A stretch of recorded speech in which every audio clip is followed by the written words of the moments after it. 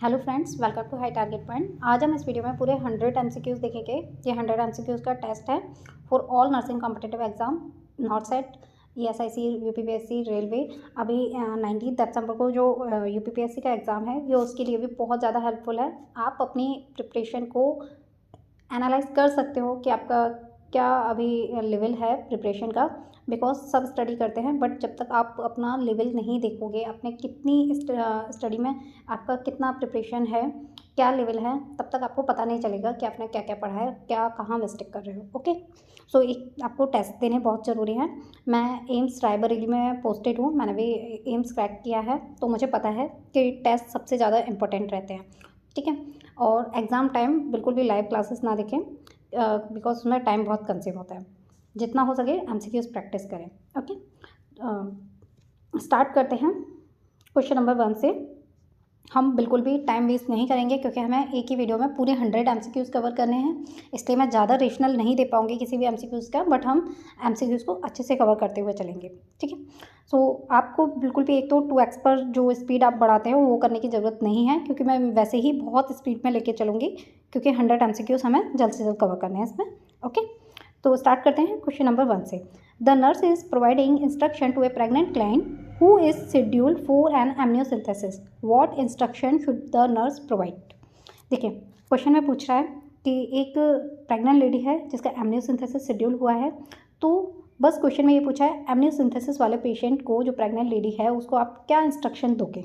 ठीक है, तो एमनियोसिंथेसिस एमनियोटिक फ्लूइड का निकालना। ठीक है, तो हमें ऑप्शन 1 है स्टिक बेड रेस्ट देंगे, रिक्वायर आफ्टर द प्रोसीजर।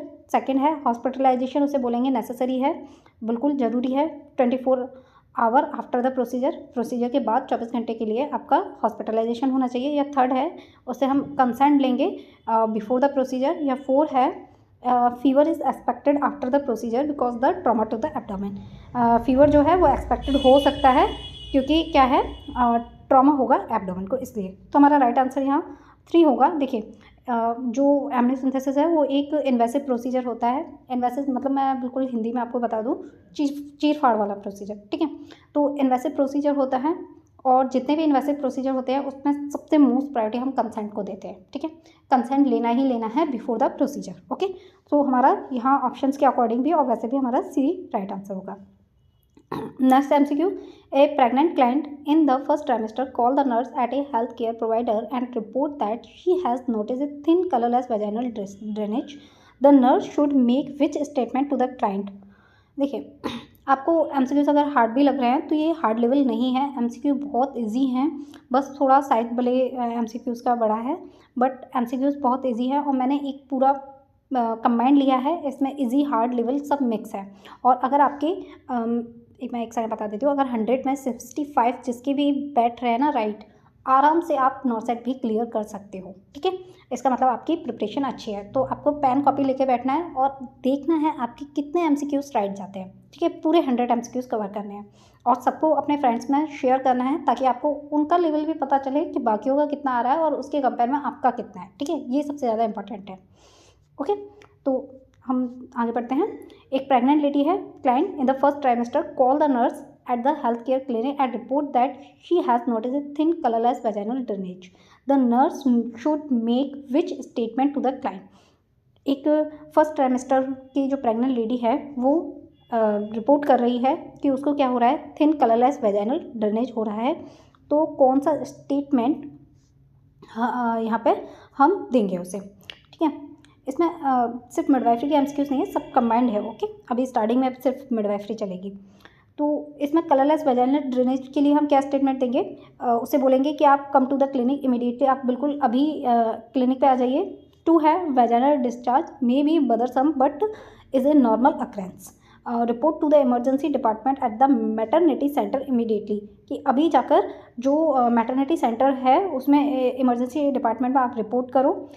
4 है use tampons if the discharge is bothersome but be sure to the tampons every 2 hour. ठीक है, टेम्पोस यूज़ करने के लिए कहेंगे, और 2 आवर में आपको टेम्पोस चेंज भी करने हैं। तो हमारा राइट आंसर इसमें क्या होगा, 2 होगा, क्योंकि ये क्या है, नॉर्मल अक्रेंस है।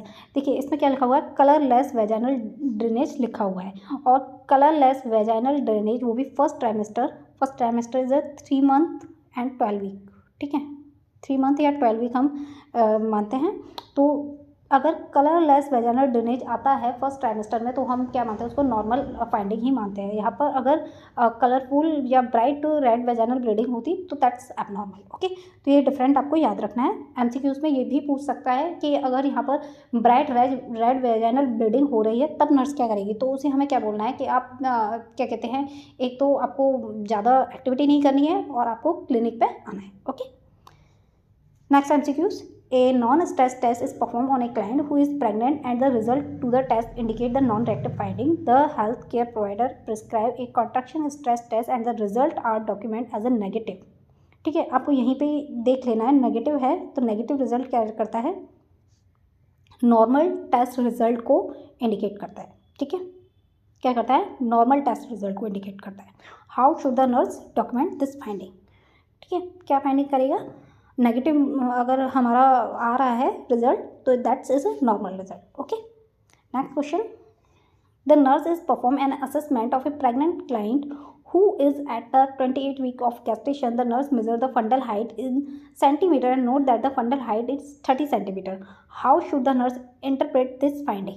देखिए क्वेश्चन में पूछा है कि 28 वीक है प्रेगनेंसी को और जो फंडल हाइट है वो कहाँ है, 30 सेंटीमीटर। तो इसमें आप अपना आंसर देख लीजिए, मैं राइट आंसर बता रही हूँ डायरेक्ट, क्योंकि जो वीक होते हैं, जो गेस्टेशन वीक होते हैं और जो फंडल हाइट होती है वो प्लस या -2 सेंटीमीटर होती है। ठीक है, या तो 2 सेंटीमीटर ज़्यादा होगी, कम होगी, बराबर होगी, ये क्या होता है, हमारा नॉर्मल फाइंडिंग होती है। तो हमारा नॉर्मल इसमें किस ऑप्शन में मिल रहा है, सी। ठीक है, थर्ड क्या है हमारा राइट आंसर है। Okay, this is the client measure normal for gestational age because 28 week है, सिर्फ 2 सेंटीमीटर का फर्क है और +2 centimeter is a normal finding. देखिए अब क्वेश्चन में पूछा है, एक क्लाइंट है आया है क्लिनिक पे for the prenatal assessment. She tell the nurse that the first day of her last normal menstrual period was October 2018 using Naegele's rule. तो सिंपली ईडीडी का क्वेश्चन है, मैं पूरा क्वेश्चन रीड आउट नहीं कर रही because हमें time बहुत कम है हमारे पास, इतना 100 MCQs को कवर करने के लिए हमें थोड़ा टाइम को जितना भी हो कम लगाना है। ओके, इसलिए देखिए ईडीडी का क्वेश्चन है, एक्सपेक्टेड डेट ऑफ डिलीवरी क्या होगी। यहाँ पे हम ईडीडी को कैसे निकालते हैं, देखिए इसमें यूपीपीएससी में एक क्वेश्चन बन सकता है कि ईडीडी के लिए रूल कौन सा यूज़ करते हैं, नेगल्स रूल यूज़ करते हैं। Okay, first MCQs। Next EDD का क्या फॉर्मूला होता है, देखिए जो LMP होती है, LMP से last menstrual period plus 9 month, मैं सिंपली आपको बता दे रही हूँ, बस ये याद रखना है, 7 day.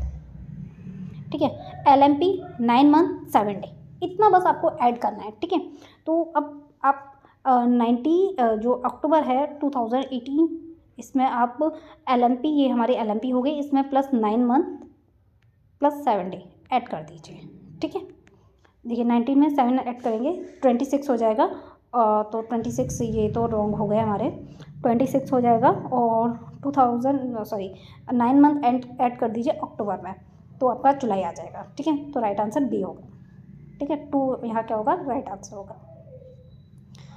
Next question, the home care nurse visit a pregnant client who has diagnose of mild preeclampsia which assessment finding indicate a worsening of the preeclampsia and the need to notify the health care provider. तो question में पूछा है, एक pregnant lady visit करने आई है आपका, उसे diagnose क्या हुआ है, माइल्ड प्रीक्लैम्सिया हुआ है। तो हम कौन सी इसमें से असेसमेंट फाइंडिंग इंडिकेट करेंगे कि जो सिम्टम है वो वर्जनिंग है, मतलब बहुत मतलब डेंजरस हो सकते हैं उसके लिए, वर्जनिंग है और हमें क्या करना है, हेल्थ केयर प्रोवाइडर को इन्फॉर्म करना है। तो इसमें कौन सा ऐसा सिम्टम कर रहा है, देखिए फर्स्ट है यूरिन आउटपुट हैज़ इंक्रीज, अच्छी बात है अगर इंक्रीज़ हो रहा है, ऑलीयूरिया होता है उसमें। ठीक है, चलिए ये भी, अगर dependent oedema has resolve, dependent oedema क्या हो रहा है, रिजॉल्व हो रहा है, बहुत अच्छी बात है, एडिमा रिजॉल्व हो रहा है तो।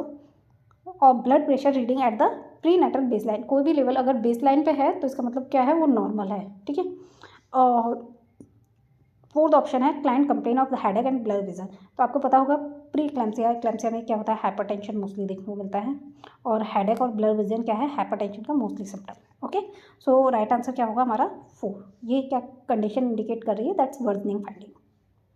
Next question, The nurse implemented a teaching plan for a pregnant client who is newly diagnosed with the gestational diabetes mellitus. Which statement made by the client indicate a need for further teaching? देखो, अगर किसी भी question में further teaching आ रहा है ना, इसका मतलब एक स्टेटमेंट उसमें से गलत है और हमें अभी भी और समझाने की ज़रूरत है उसे। ठीक है, ये याद रखना है, इसकी वजह से MCQ स्ट्रॉन्ग हो जाते हैं। तो अब एक प्रेग्नेंट है, उसे क्या है, गेस्टेशनल डायबिटीज़ मेलाइटिस है, GDM है। ठीक है, GDM की पेशेंट है, प्रेग्नेंट लेडी है, आपके पास आई है। अब वो कौन सी बात इनमें से बोल रही है, आपको पता करना है कि ये तो गलत बोल रही है, इसे हमें और समझाने की ज़रूरत है। ठीक है, फर्स्ट है I should stay on the diabetic diet. बहुत अच्छी बात है, अगर आप डायबिटिक डाइट पर रहेंगी तो अच्छी बात है, जल्दी सही हो जाएंगी। 2 है I should perform glucose monitoring at home, कि मैं ग्लूकोज मॉनिटरिंग करूँगी घर पे। बहुत अच्छी बात है, आपको पता चलता रहेगा कि कब ग्लूकोज लेवल बढ़ रहा है और आप डॉक्टर को भी इन्फॉर्म कर सकती हैं। ठीक है, अब नेक्स्ट ऑप्शन है I should avoid exercise because of the negative effect on the insulin production. तो हमें हमारा राइट आंसर मिल गया, 3 हमारा राइट आंसर है। ठीक है, 3 हमारा क्या है, राइट आंसर है। I should avoid exercise because of the negative effect on the insulin production. Insulin production कभी भी नेगेटिव इफेक्ट नहीं, एक्सरसाइज कभी भी नेगेटिव इफेक्ट नहीं डालती है इंसुलिन प्रोडक्शन पे, बल्कि अच्छी बात है, एक्सरसाइज करनी चाहिए, फिट रहोगे। ओके, तो ये हमारा क्या है, उसे हमें और ज़्यादा समझाने की जरूरत है कि एक्सरसाइज अवॉइड नहीं करनी है। Okay, next MCQs, the nurse is performing an assessment for an pregnant client in the last trimester with a diagnosis of severe preeclampsia. The nurse reviewed the assessment finding and determined that the which findings are most closely associated with the complication of this diagnosis. देखिए, एक severe pre-eclampsia का nurse पहले तो perform कर रही है, एक assessment pregnant client का है, लास्ट ट्राइमेस्टर चल रहा है उसका, और उसको क्या हो गया है, डायग्नोस हो गया है, प्रीक्लैम्सिया डायग्नोस हो गया है। तो उसका जो कॉम्प्लिकेशंस होते हैं प्रीक्लैम्सिया के, और उसकी नर्स उसकी रिव्यू देख रही है, तो कौन सा हमें मोस्ट क्लोजली एसोसिएटेड करना है इसके साथ, कॉम्प्लिकेशन के साथ। देखिए, सिंपली अगर आप थोड़ा कंफ्यूज हो रहे हैं, मैं बता रही हूँ, प्रीक्लैम्सिया का पेशेंट है। ठीक है, प्रीक्लैम्सिया का पेशेंट है और उसके जो कॉम्प्लिकेशंस आते हैं, क्या आते हैं, हेल्प सिंड्रोम।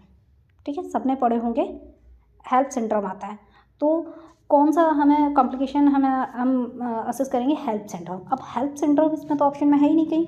तो अभी जो MCQs आ रहे हैं एग्जाम्स में, ये ऐसे ही इसी तरीके के आ रहे हैं कि सभी को ही पता है प्रीक्लैम्सिया में हेल्प सिंड्रोम आता है। ठीक है, hemolysis, elevated liver enzyme and low platelet level. ठीक है, ये इसकी फुल फॉर्म है, UPPSC में फुल फॉर्म पूछी जा सकती है इस MCQs की। और ऐसा नहीं है, अभी देखो NHM के भी जो एग्ज़ाम आ रहे हैं ना, वो भी कंडीशन बेस्ड आ रहे हैं। तो आपको MCQs हार्ड नहीं है, बस आपको उसका मैटर याद रखना है, उसी पे ही आपको ऑप्शन ढूंढना है। ठीक है, MCQs कोई भी, अब जो MCQs आ रहे हैं वो कंडीशन बेस्ड आ रहे हैं, बस हमें हार्ड इसलिए लगते हैं कि जो हमारे माइंड में होता है ना, हेल्प सिंड्रोम, वो नहीं है ऑप्शन में। तो इसमें देखिए, हेल्प सिंड्रोम, हेल्प में हीमोलाइसिस कहाँ है हमारे ऑप्शन में, इनलार्जमेंट ऑफ द ब्रेस्ट ना, complain of feeling hot when the room is cool, क्या ये हेल्प से कोई सिंड्रोम से कोई कनेक्शन है, नहीं। Period of the fetal movement follow by the quite ना, एविडेंस ऑफ ब्लीडिंग, जर्म्स, पिटाइचियाई वगैरह, ये सब, एंड परप्यूरा। ठीक है, ये क्या है, हेल्प सिंड्रोम। कैसे, हीमोलाइसिस हो रहा है, हीमोलाइसिस होगा, ब्लीडिंग होगी, तो ब्लीडिंग क्या होगी, जम से हो सकती है, कहीं से भी हो सकती है। ठीक है, ये हमारा क्या कर रहा है, 4 हमारा राइट आंसर होगा, ये क्या कर रहा है, हेल्प सिंड्रोम को इंडिकेट कर रहा है। ठीक है, तो कौन सा हमारा क्लोजली हमें एसोसिएट करना है कॉम्प्लिकेशन को, हेल्प को करना है। Next question, nurse John is caring for a male client, review the lidocaine IV, which factor is the most relevant to the administer of the medication. देखो, एक नर्स है, केयर कर रही है क्लाइंट की, अब उसका लिडोकाइन चल रहा है, तो कौन सा एडमिनिस्टर ये मेडिकेशन का मोस्ट रेलिवेंट होगा, मोस्टली हम किस में देते हैं। ठीक है, तो ये एक सिंपली देखो, डायरेक्ट ना पूछकर, वैसे इसमें सिर्फ ये पूछा है कि लिडोकाइन DOC किस पे है, मोस्ट रेलिवेंट किस में यूज़ होता है। तो आपको ये अगर आपको MCQ सिर्फ इतना पूछा होता ना, DOC of the lidocaine DOC इन, तो आपको ये क्वेश्चन बहुत इजी लगता कि सिर्फ DOC पूछी है, ड्रग ऑफ चॉइस पूछा है, लिडोकाइन किस में होता है। तो बट इसमें क्या है, कंडीशन बेस्ड है। अब इसमें हमारा 1 ऑप्शन है कि decrease in arterial oxygen saturation when measure with a pulse oximeter, जब पल्स ऑक्सीमीटर से हमने मेजर किया और उसका आर्टियल ऑक्सीजन सेचुरेशन कम आया, उसमें हम लिडोकाइन मोस्टली यूज़ करेंगे, या सिस्टमिक जो ब्लड प्रेशर हो गया वो इंक्रीज हो गया उसमें करेंगे, या PVC में करेंगे, या ICP इंक्रीज हो गया उसमें करेंगे।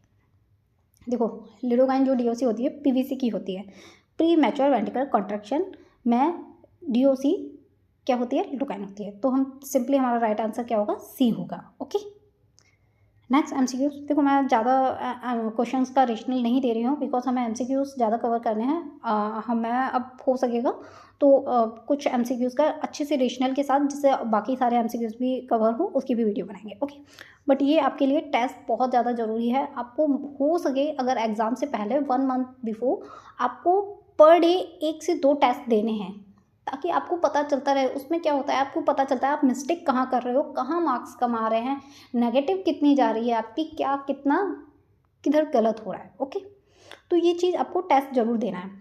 मैंने भी जब एग्ज़ाम, ये एम्स का मैंने एग्ज़ाम क्रैक किया था, मुझे भी पता है, मैंने टेस्ट देती थी। तो मैंने टेस्ट देते देते फिर मैंने अपना जो भी मेरी माइनस पॉइंट था उसको आइडेंटिफाई किया था। ठीक है, तो आपको मोस्ट एमसीक्यूज़ प्रैक्टिस करनी है, जितना हो सके एमसीक्यूज़ प्रैक्टिस करना। थ्योरी आपने 4 ईयर का बीएससी नर्सिंग किया होगा, 4 ईयर में आपने थ्योरी अच्छे से पढ़ी है। थ्योरी बहुत ज़्यादा इंपॉर्टेंट है, बट 4 ईयर में आपने थ्योरी पढ़ी है। ठीक है, तो आपको ज़्यादा से ज़्यादा एमसीक्यूज़ प्रैक्टिस करनी है।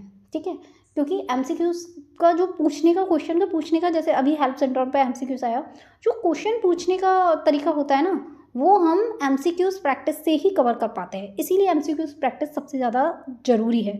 सभी को पता था हेल्प सिंड्रोम किस में आता है, प्रीक्लैम्सिया में आता है, बट जो क्वेश्चन पूछने का, घुमाने का तरीका होता है, फर्दर है, एक्सेप्ट है, ठीक है, और ऑल ऑफ द अबव वाले हैं, नन वाले हैं, नॉट वाले हैं, ये जो एमसीक्यूज़ हैं वो प्रैक्टिस से आएंगे। ओके, सो अब इन चीज़ों में हम बाद में डिस्कस करेंगे। Sorry, next MCQs. The nurse Ron is caring for a male client taking an anticoagulant, the nurse should teach the client to. देखिए, एक पेशेंट है, एंटीकोगुलेंट चल रहा है उसका, तो हम उसे क्या टीच करेंगे, उसे हम बोलेंगे डायरिया अगर आपको हो तो हमें बता देना, या उसे avoid food high in vitamin के, कि आपको जो विटामिन के है वो फूड जो है उसको हाई जिसमें है विटामिन के उसको अवॉइड करना है, या रेजर जो है when shaving use a straight razor use करना है। Take aspirin for pain relief. बिल्कुल नहीं, एस्प्रिन तो देखो बिल्कुल ही नहीं। इसमें एक एमसीक्यूज़ बनता है कि अगर यहाँ होता ना अवॉइड एस्प्रिन, तो हमारा राइट आंसर हो सकता है ये। ठीक है, क्योंकि एस्प्रिन क्या है, ब्लीडिंग करती है, और हम एंटीकोगुलेंट वैसे ही दे रहे हैं तो और ज़्यादा ब्लीडिंग होगी, तो अवॉइड करना है, बिल्कुल सही बात होती है। बट यहाँ बोल रहा है टेक, तो बिल्कुल नहीं, और ज़्यादा मर जाएगा इंसान। ठीक है, अब avoid food high in vitamin के हमारा राइट आंसर होगा बिल्कुल। ठीक है, क्योंकि ये क्या करेगा, इंटरफेयर करेगा जो एंटीकोगुलेंट चल रही है उसमें। ओके, क्योंकि एंटीकोगुलेंट हम क्यों दे रहे हैं, ताकि जो कोगुलेंट है वो कम हो, और विटामिन के क्या करता है, कोगुलेशन का काम करता है, तो इंटरफेयर होगा। ठीक है, तो इसलिए हमें क्या करना है, इसको अवॉइड करना है। Next question. Nurse Mitchell is carrying for elderly female with a osteoporosis. When teaching the client, the nurse should include information about which major complication. Patient को क्या है, ऑस्टियोपोरोसिस है, एल्डरली है फीमेल, उसकी हम केयर कर रहे हैं, कौन सा नर्स को इन्फॉर्मेशन, मतलब मेजर कॉम्प्लिकेशन पता है नर्स को, और इसे हमें टीच करना है या इन्फॉर्म करना है पेशेंट को। देखो क्या होता है, ऑस्टियोपोरोसिस के साथ क्या होता है, बोन फ्रैगाइल हो जाती है। ठीक है, बोन फ्रैगाइल हो जाएगी तो क्या होगा, उसमें फ्रैक्चर होगा, सिंपली बात है। तो हमें मोस्टली क्या देखने को मिलता है, ए राइट आंसर होगा, bone fracture. Next MCQs. Nurse is teaching a client with a history of atherosclerosis to decrease the risk of atherosclerosis, the nurse should increase the client to. Sorry, atherosclerosis क्या होता है, जो arteries है उसकी उस पर fat का deposit हो जाना इज एथेरोस्क्लेरोसिस। ठीक है, तो अब एथेरोस्क्लेरोसिस हो गया है, ये एमआई में जो होती है, हाइपरटेंशन, एमआई, ये सब कॉज कर सकती है। तो हमें एथेरोस्क्लेरोसिस को से रिस्क को बचाने के लिए हमें पेशेंट को क्या बोल रहा है, avoid the focusing on weight. बिल्कुल भाई, वेट पे फोकस करना है, अवॉइड नहीं करना है, ये रॉन्ग है। वेट पे फोकस नहीं करोगे तो वेट बढ़ता जाएगा और ज़्यादा फैट डिपॉजिट होता जाएगा, एथेरोस्क्लेरोसिस बढ़ जाएगा।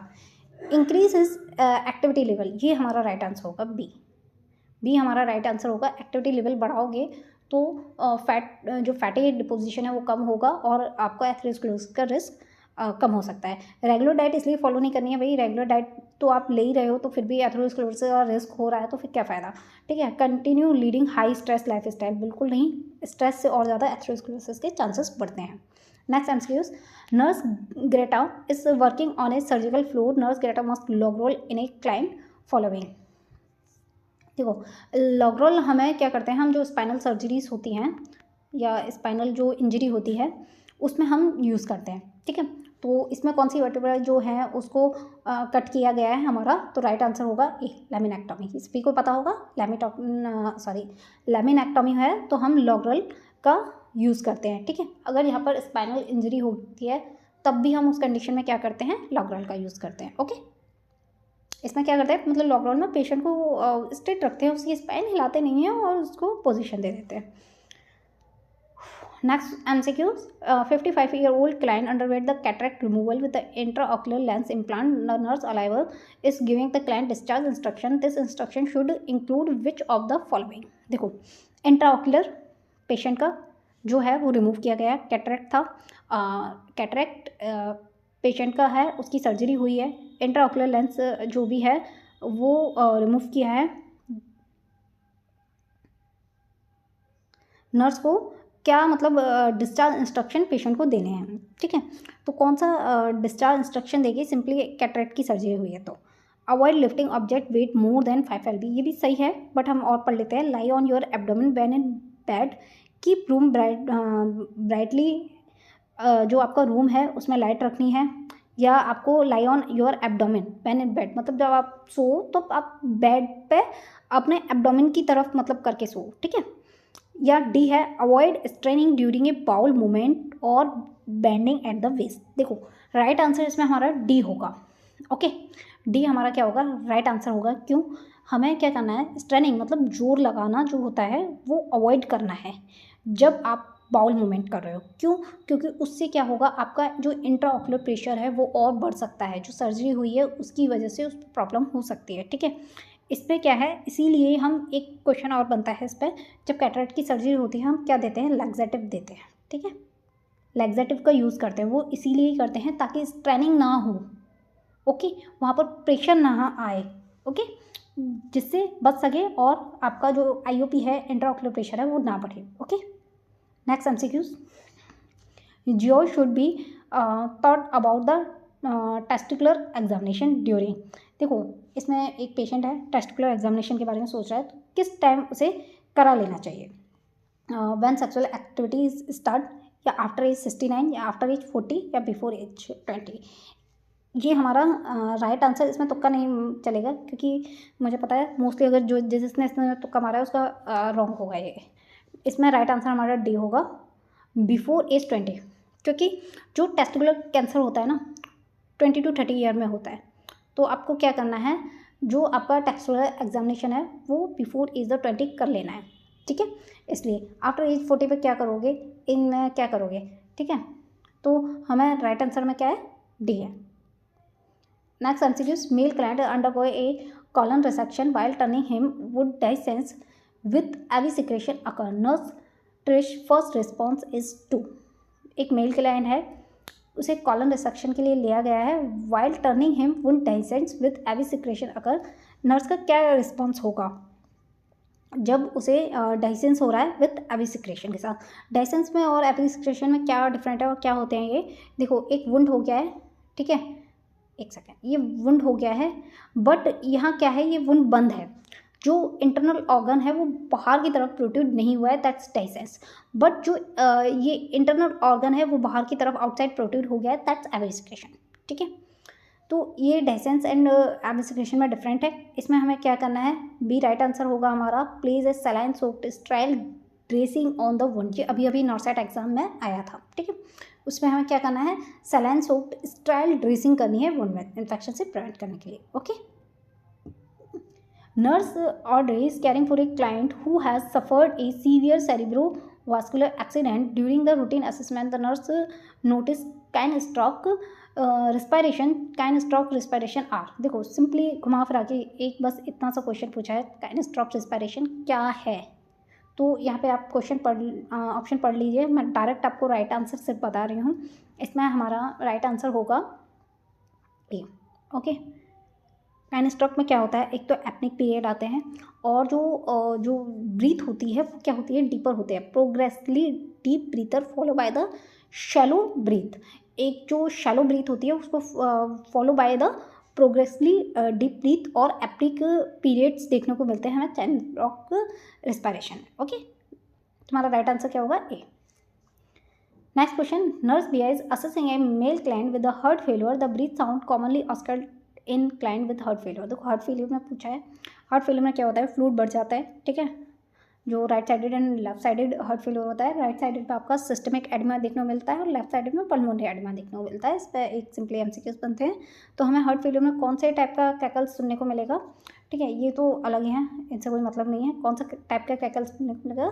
सी राइट आंसर है हमारा, कोर्स क्रैकल साउंड सुनने को मिलती है, ठीक है। Next MCQs, the nurse is caring for Kenneth experience an acute asthma attack, the client stop wheezing and breath sound are not audible, the reason for this change is that.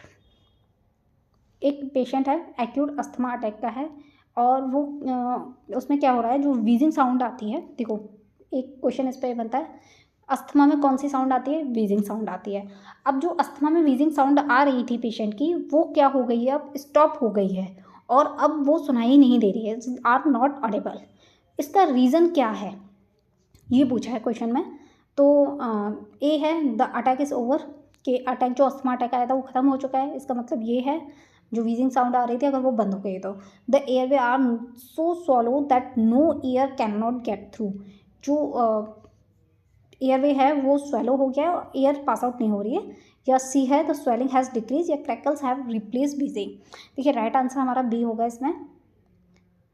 अगर asthma में जो व्हीजिंग sound आ रही है वो बंद हो गई है तो इसका मतलब ये नहीं है कि अस्थमा का पेशेंट सही हो गया है। इसका मतलब ये है उसे दोबारा असेस करो, और ये वर्जनिंग सिम्टम होता है, ठीक है, ये आपको याद रखना है। इसे इंपॉर्टेंट एमसीक्यूज कि व्हीजिंग साउंड अगर अस्थमा में बंद हो जा रही है इसका मतलब वर्जनिंग कंडीशन है। क्यों? क्योंकि जो उसका एयरवे है वो और ज़्यादा क्या हो गया है, स्वॉलो हो गया है, एयरवे पास आउट नहीं हो पा रही है, इसलिए साउंड विजिबल नहीं हो रहा है, ठीक है। That's mean is a airway is so swallow and that no air can not get through, जो क्या है, एक आपका सीवियर सिम्टम है, ओके। इस पर घुमा फिरा के कैसे भी एमसीक्यूज पूछ सकते हैं, बस आपको ये याद रखना है, व्हीजिंग साउंड अगर अस्थमा में बंद होती है that's a versioning condition, okay. Next MCQs, after the insertion of chest tube for a pneumothorax, a client become hypotensive with a neck bend distension, tracheal shift, absent breath sound and diaphoresis. Nurse Amanda suspect a tension pneumothorax has occurred. What cause of the tension pneumothorax should the nurse check for? देखो एक chest tube डली हुई है patient में, उसको क्या हुआ था, न्यूमोथोरैक्स हुआ था, और पेशेंट क्या है, हाइपोटेंसिव हो रहा है, बीपी कम हो रहा है, और नेक वेन डिस्टेंशन हुआ है, उसका जो नेक वेन है वो डिस्टेंड हो रही है, ट्रैकिया शिफ्ट हो गया है, ब्रीथ साउंड जो है वो एब्सेंट हो गया है, पसीना आ रहा है उसे बहुत ज़्यादा, डायफोरेसिस हो रहा है। तो नर्स सस्पेक्ट कर रही है टेंशन न्यूमोथोरैक्स हो गया, ठीक है। उसको नर्स ने क्या सस्पेक्ट किया कि इसको टेंशन न्यूमोथोरैक्स हो गया। What cause tension pneumothorax should the nurse check for? अब टेंशन न्यूमोथोरैक्स हो गया है तो नर्स सबसे पहले किस चीज़ के लिए चेक करेगी? तो इसमें ऑप्शंस देख लीजिए, मैं डायरेक्ट राइट आंसर बता रही हूँ। देखिए चलो, इन्फेक्शन को करेगी, या जो चेस्ट ट्यूब है उसमें ऑब्स्ट्रक्ट या कनेक्ट हो गया है उसको करेगी, एक्सेसिव वाटर आ गया है, देखो नेक वेन डिस्टेंट हो रही है तो सब इस पर जाएंगे कि एक्सेसिव वाटर आ रहा है इसलिए जो नेक वेन्स है वो डिस्टेंडेड हो रही है, मतलब, ठीक है। बट ऐसा नहीं है, राइट आंसर इस पर क्या आ जाएगा, बी जाएगा, ठीक है। पहले सबसे पहले अगर कुछ भी जो हमारा वो चल रहा है, चेस्ट ट्यूब चल रही है, अगर उसमें प्रॉब्लम आती है, फ्लूइड रिटेंशन होता है, कुछ भी होता है, तो आपको सबसे पहले चेस्ट ट्यूब का जो ऑब्स्ट्रक्शन है वो चेक करना है, कहीं चेस्ट ट्यूब में कोई ऑब्स्ट्रक्शन तो नहीं आ गई है, कहीं वो कनेक्ट या मुड़ तो नहीं गई है, ठीक है, ये देखना है, जिसकी वजह से हो सकता है फ्लूइड रुक रहा है और उसमें नेक वेन डिस्टेंट हो रहा है, ठीक है। इसलिए आपको सबसे पहले क्या करना है, बी हमें चेक करना है, right answer B. When performing oral care on a comatose client, nurse क्राइना शुड, एक कैम्पटस ब्लाइंड है, मतलब बेहोश अनकॉन्शियस पेशेंट है, क्या हमें सबसे पहले करना है, उसे अप्लाई करना है, ए है lemon glycerin to the client lips at least every 2 hour. क्या होगा उससे कुछ नहीं होगा कि उसके लिप पर आप ग्लिसरीन लगा दो हर 2 आवर में। Brush the teeth with a client lying supine, अब ब्रश कर दो, अब उसके हमें टीथ चमका के क्या ही मिलेगा। Place the client in side lying position, बिल्कुल हमें क्या करना है, हमारा सी राइट आंसर होगा। देखो with the head of the bed lower, जो हेड है बेड का उसे लोअर करो और साइड लाइन पोजीशन दे दो अनकॉन्शियस पेशेंट को। जितने भी सीक्रेशंस हो रहे हैं वो अंदर नहीं जाएंगे, बाहर की तरफ निकलेंगे, पेशेंट क्या है उसको स्वॉलो नहीं करेगा और बच जाएगा, ठीक है। अगर वो उसे स्वॉलो कर लेगा तो उसे उसका जो रेस्पिरेशन है वो ब्लॉक हो जाएगा और डेथ हो सकती है पेशेंट की, okay. Next MCQs, 77-year-old male client is admitted with diagnosis of dehydration and change in mental status. He is being hydrated with IV fluid. When the nurse take his vital signs, she note he has fever of 103 degree Fahrenheit, 39.4 degree Celsius, a cough producing yellow sputum and pleuritic chest pain. देखो बहुत सारी conditions दी हैं इसमें, but हम एक ही condition को लेकर चलेंगे। आप ऑप्शन पढ़ लीजिए। The nurse suspect this client may have which of the following condition. Patient admit हुआ है, डायग्नोस हुआ है, ठीक है, डिहाइड्रेशन का, एंड उसका मेंटल स्टेटस में चेंजेस आ रहे हैं।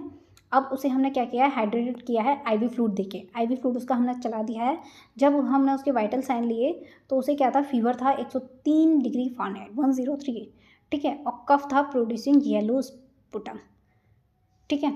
अब येलो स्पुटम जो प्रोडक्शन हो रहा है वो हमें किस में मिलता है, हमें मिलता है निमोनिया में, ठीक है। ये किसके सिम्टम है, fever plus produce yellow sputum is a and pleuritic chest pain is a symptom of pneumonia, ठीक है। राइट आंसर निमोनिया रहेगा। जितनी भी मतलब जो भी डिजीज़ हैं, जो भी पॉइंट है, उनके सिम्टम्स जरूर आपको याद होने चाहिए, बिकॉज मोस्टली वो क्वेश्चंस बनते हैं ना सिम्टम्स ही बनते हैं, ठीक है। तो यहाँ हमें क्या पूछा है, राइट आंसर हमारा निमोनिया होगा। नेक्स्ट MCQ, वर्जी with a positive Mantoux test result will be sent for a chest x ray.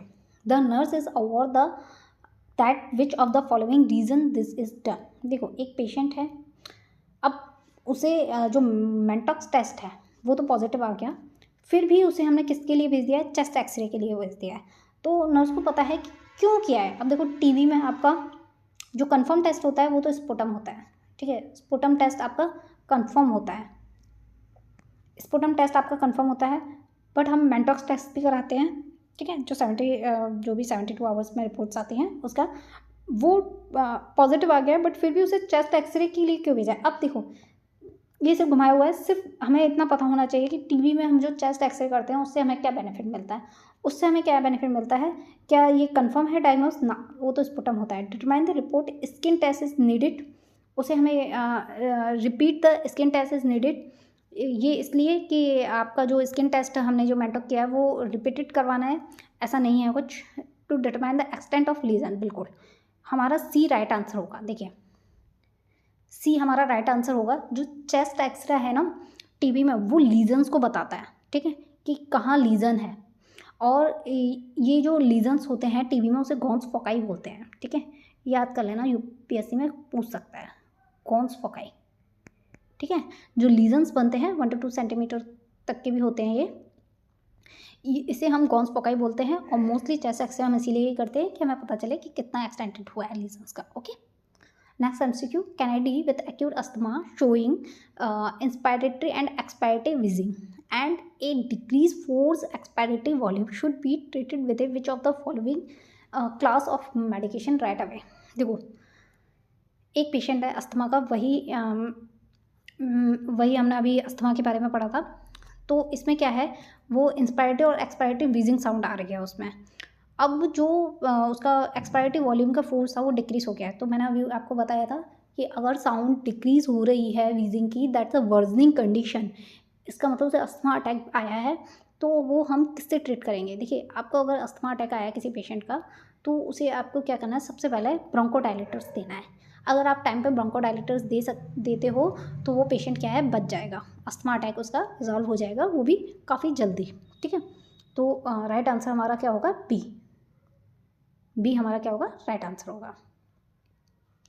Next question, 56-year-old client with a 40-year history of smoking 1 to 2 pack of the cigarette per day has a chronic cough producing thick sputum, peripheral edema and cyanotic nail bed. Based on this information, he most likely has which of the following। देखिए एक patient है 40 year का, history है उसकी smoking की और 1 to 2 pack of the cigarette, मतलब 1 से 2 पैक मतलब पर डे पी लेता है वो। और क्रॉनिक कफ हो रहा है, उसमें क्या आ रहा है, थिक स्पुटम आ रहा है। वहाँ क्या आ रहा था, येलो टिंक्ड स्पुटम आ रहा था, जो कि निमोनिया का मोस्टली सिम्टम होता है। यहाँ क्या आ रहा है, प्रोड्यूसर थिक स्पुटम आ रहा है, पेरिफेरल एडिमा भी है, साइनोटिक नेल बेड है। देखिए साइनोटिक नेल बेड और क्या है, स्मोकिंग ही हिस्ट्री है, ठीक है, ये मोस्टली कंडीशन किसको आपको ये लेके चलना है, ये किसको कर रही है, राइट आंसर हमारा होगा CO, क्रॉनिक ऑब्स्ट्रक्टिव ब्रोंकाइटिस। ठीक है, इसको किसको इंडिकेट कर रही है, क्रॉनिक ऑब्स्ट्रक्टिव ब्रोंकाइटिस को इंडिकेट कर रही है। राइट आंसर हमारा C होगा। Next MCQ, the treatment for a patient with leukemia's bone marrow transplantation, which statement about the bone marrow transplantation is not correct। देखो, bone marrow transplant किया जा रहा है, पेशेंट क्या है, ल्यूकेमिया क्या है, leukaemia is a blood cancer, तो कौन सा इसमें से जो है स्टेटमेंट रॉन्ग है। The patient is under local anaesthesia during the procedure. देखो, बोन मैरो ट्रांसप्लांटेशन बहुत बड़ा एक प्रोसीजर है, बहुत बड़ी सर्जरी है। क्या आप उसे लोकल एनेस्थीसिया के अंडर में आप कर सकते हो बोन मैरो ट्रांसप्लांट? ना, बिल्कुल नहीं। ठीक है, पेशेंट मर जाएगा।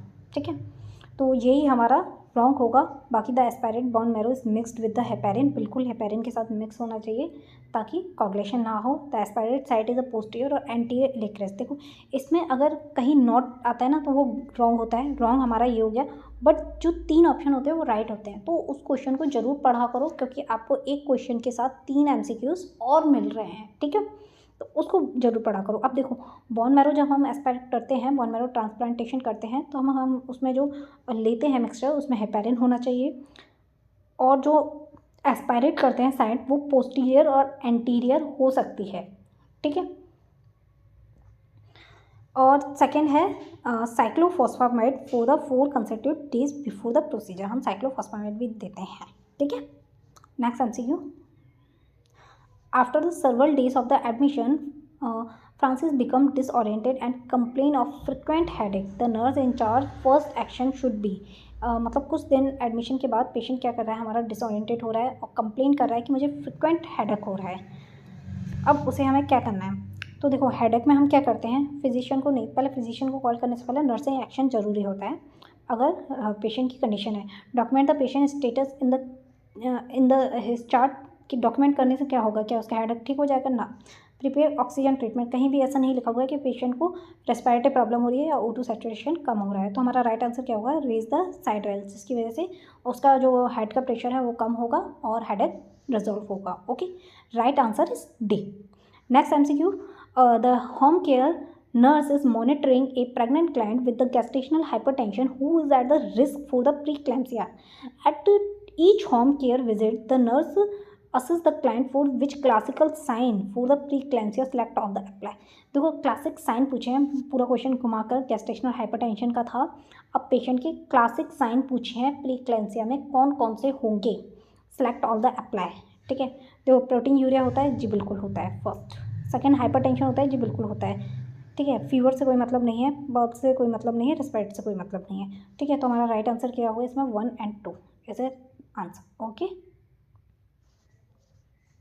Next MCQ, the nurse is providing instruction to a pregnant client with a history of cardiac disease regarding the appropriate dietary measure, which statement made by the client indicate an understanding of the information provided by the nurse। एक pregnant client है, ठीक है, उसको cardiac disease हो गई है। अब उससे हम क्या बोल रहे हैं, उसे अप्रोप्रिएट डाइटरी मेजर कर रहे हैं उसका। तो कौन सी डाइटरी हमें पता, ये मतलब क्वेश्चन में जो पूछा है कौन सा स्टेटमेंट ये बता रहा है, मेड बाय द क्लाइंट, मतलब पेशेंट ऐसा कौन सा स्टेटमेंट दे रहा है जो ये इंडिकेट करता है कि जो उसे डाइट लेनी चाहिए कार्डियक डिसीज़ में प्रेग्नेंट लेडी को, वो सही है। तो वो बोल रही है ऑप्शन 1 है, I should increase my sodium intake. ना, बिल्कुल नहीं। कार्डियक डिसीज़ में हाइपरटेंशन होता है और सोडियम क्या करता है, और BP को बढ़ा देगा, दिक्कत हो जाएगी। 2 है, I should lower my blood volume by limiting my fruits. ना, फ्रूट को बिल्कुल लिमिट नहीं करना है। ठीक है, फ्रूट को नॉर्मली चलते रहने देना है। C है, I should maintain low calorie diet to prevent any weight gain.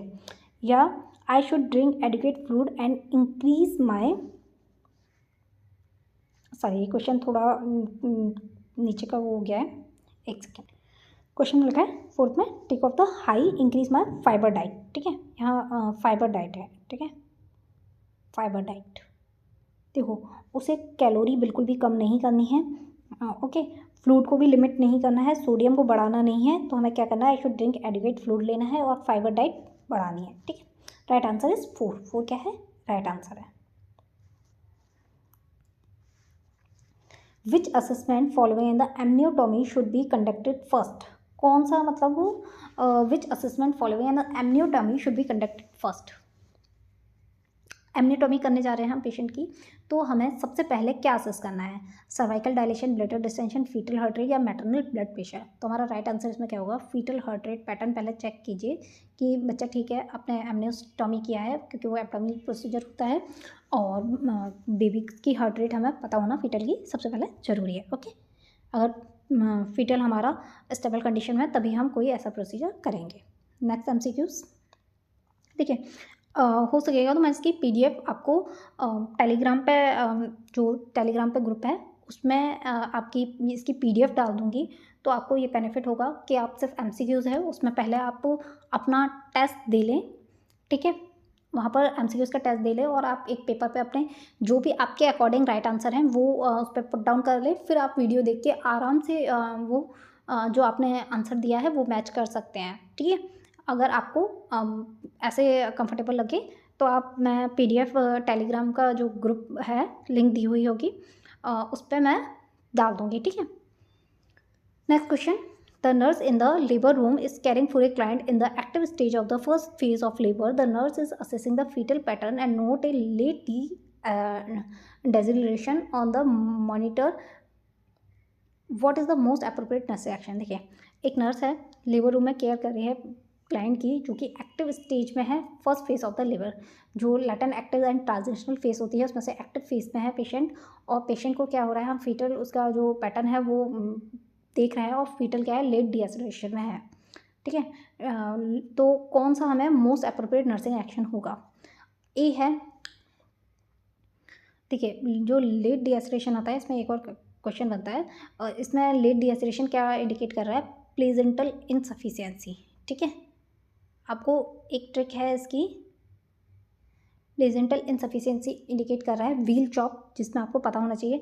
अब प्लेजेंटल इनसफिशिएंसी हो रही है तो हमें क्या एक्शन लेना होगा, ऑप्शन 1 है एडमिनिस्टर ऑक्सीजन विया फेस मास्क, बिल्कुल हमारा राइट आंसर 1 ही होगा, क्योंकि ऑक्सीजन वहाँ पर ऑक्सीजन की कमी होती है, उसी वजह से उसे प्लेजेंटल इनसफिशिएंसी हो जाती है, जिसकी वजह से उसे लेट डिएक्सेलरेशन होता है। तो इसलिए हमें क्या कराना है, वहाँ सबसे पहले ऑक्सीजन एडमिनिस्टर करानी है अगर प्रेग्नेंट लेडी को लेट डिएक्सेलरेशन हो रहा है तो।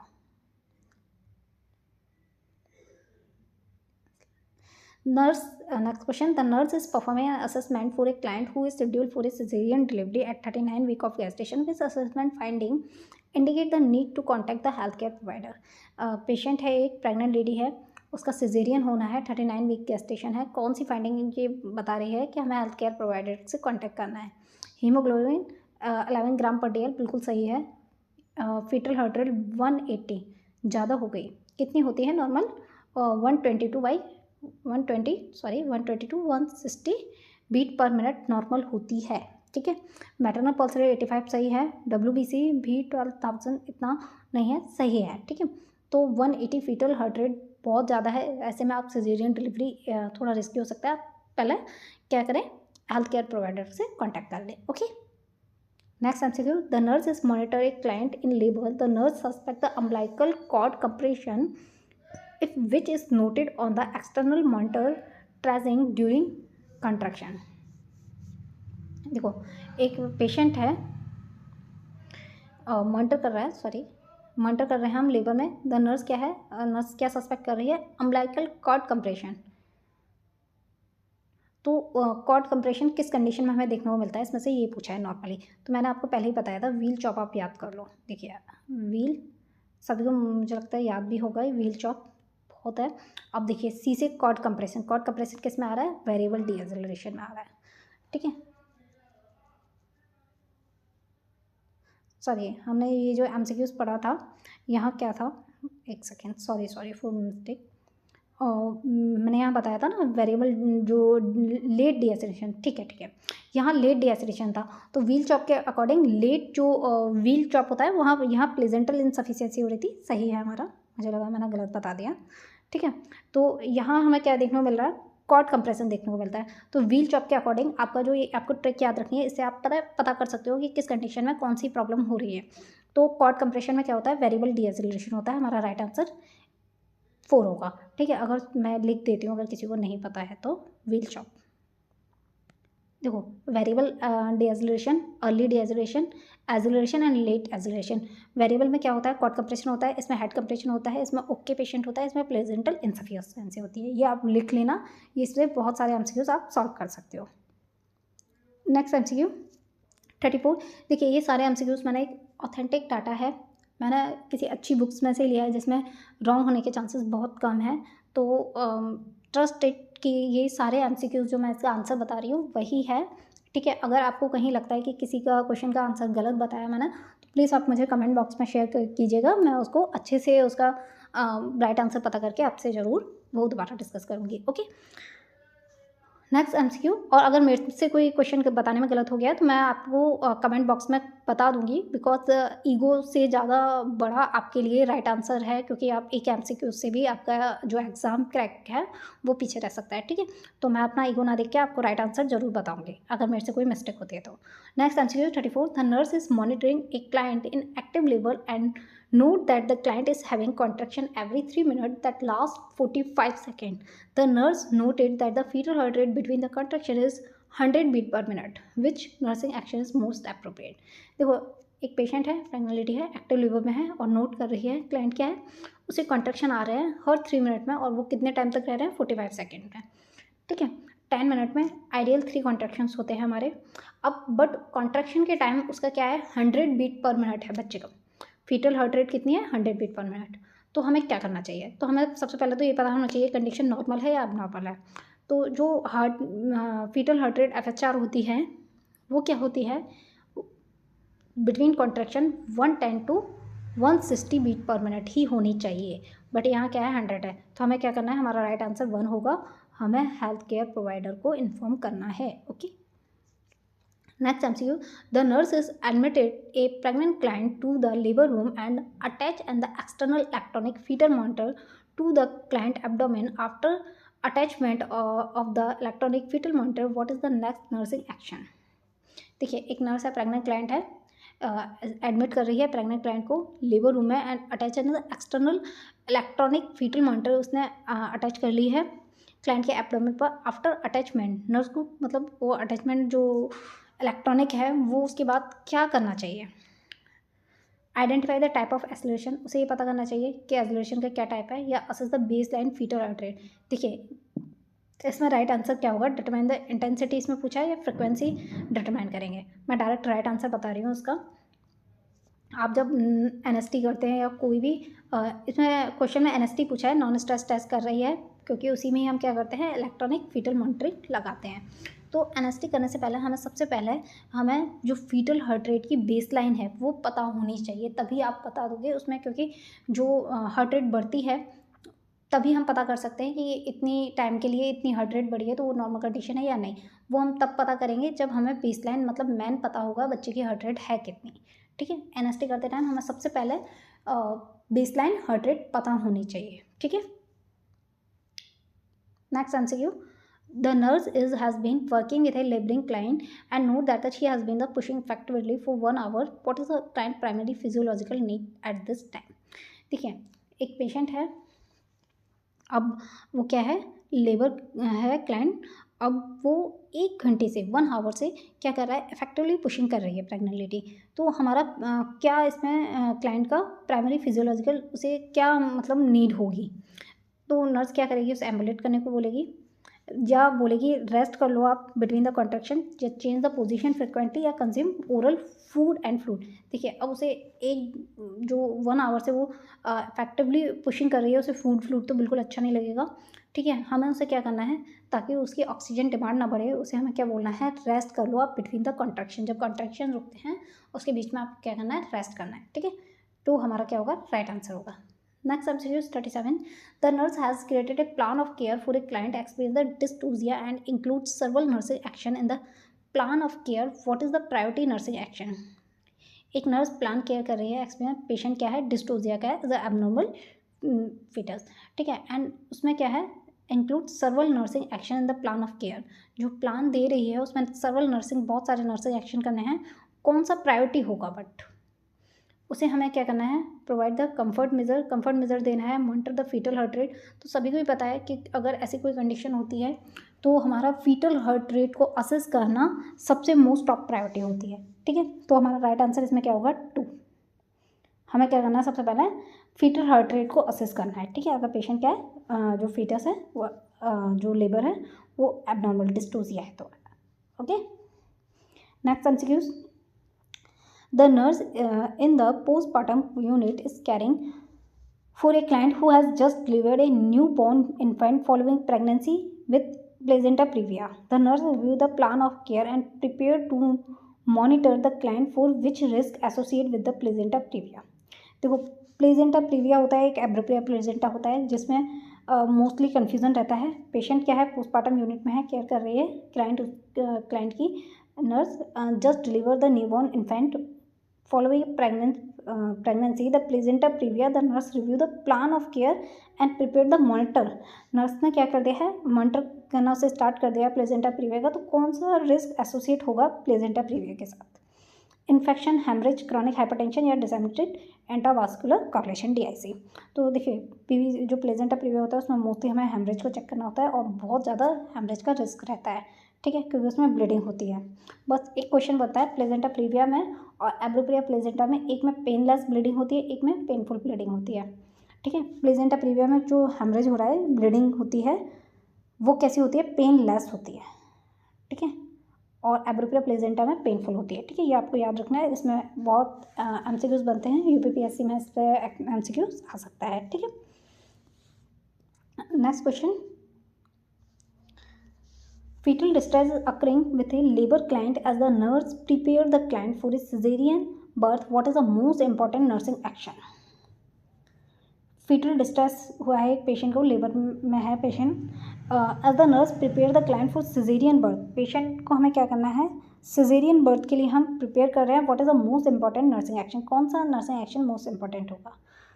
देखो, फीटल डिस्ट्रेस हो रहा है तो हमें क्या करना है, फर्स्ट उसमें दिया है स्लो द IV फ्लोरेट, नहीं फ्लोरेट IV से कुछ नहीं होगा स्लो करने से।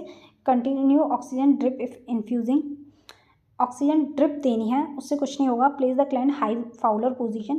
देखो, फीटल डिस्ट्रेस हो रहा है, हाई फाउलर पोजीशन देके हम फीटल डिस्ट्रेस कम नहीं कर सकते, तो हमें क्या करना है, हमारा राइट आंसर सबसे बेस्ट है 4, एडमिनिस्टर ऑक्सीजन करनी है 8 to 10 लीटर पर मिनट विया फेस मास्क, जिससे फीटल डिस्ट्रेस क्या होगा, कम होगा। नेक्स्ट MCQs,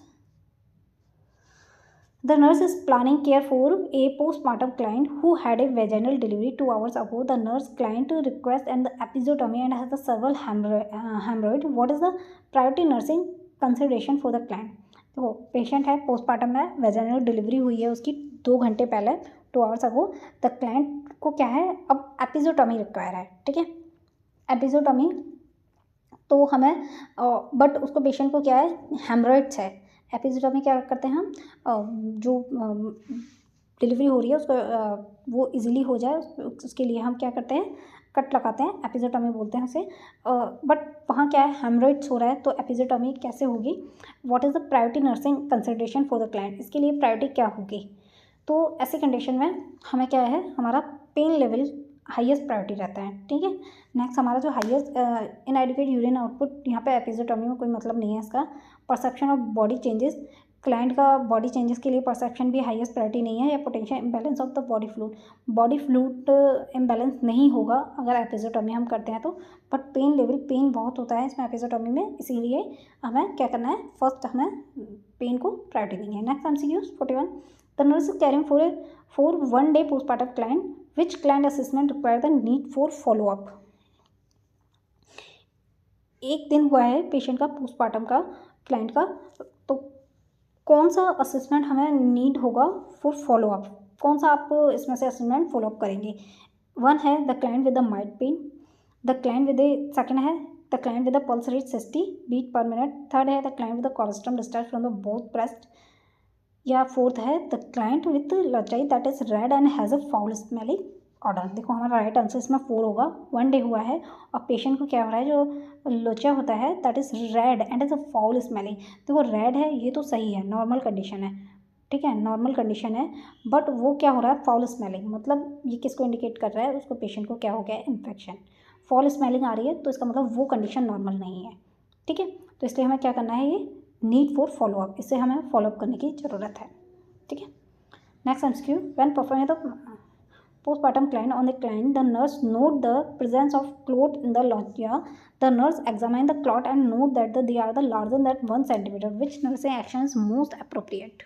देखिए, एक पेशेंट है पोस्टमार्टम का, उसमें क्या बन गया है, लुचिया हुआ है उसे, और लुचिया प्रेजेंस है और नर्स एग्जामिन कर रही है, उसमें जो क्लॉट बने हैं वो कितने सेंटीमीटर हैं, लार्जर देन 1 सेंटीमीटर हैं।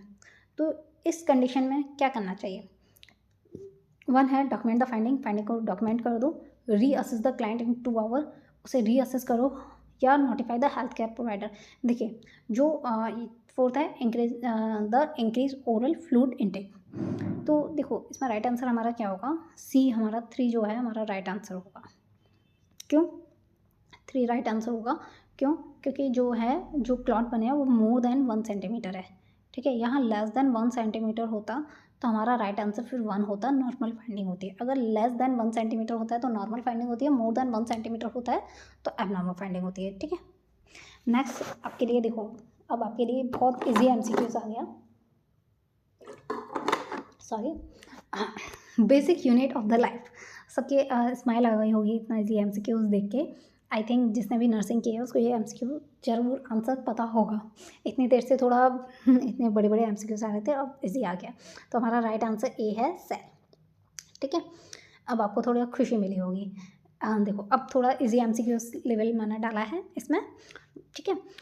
विच organelle cell call the powerhouse of cell, ये भी सबको ही पता होगा कि पावर हाउस हम कैसे बोलते हैं। तो हमारा right answer is mitochondria, okay.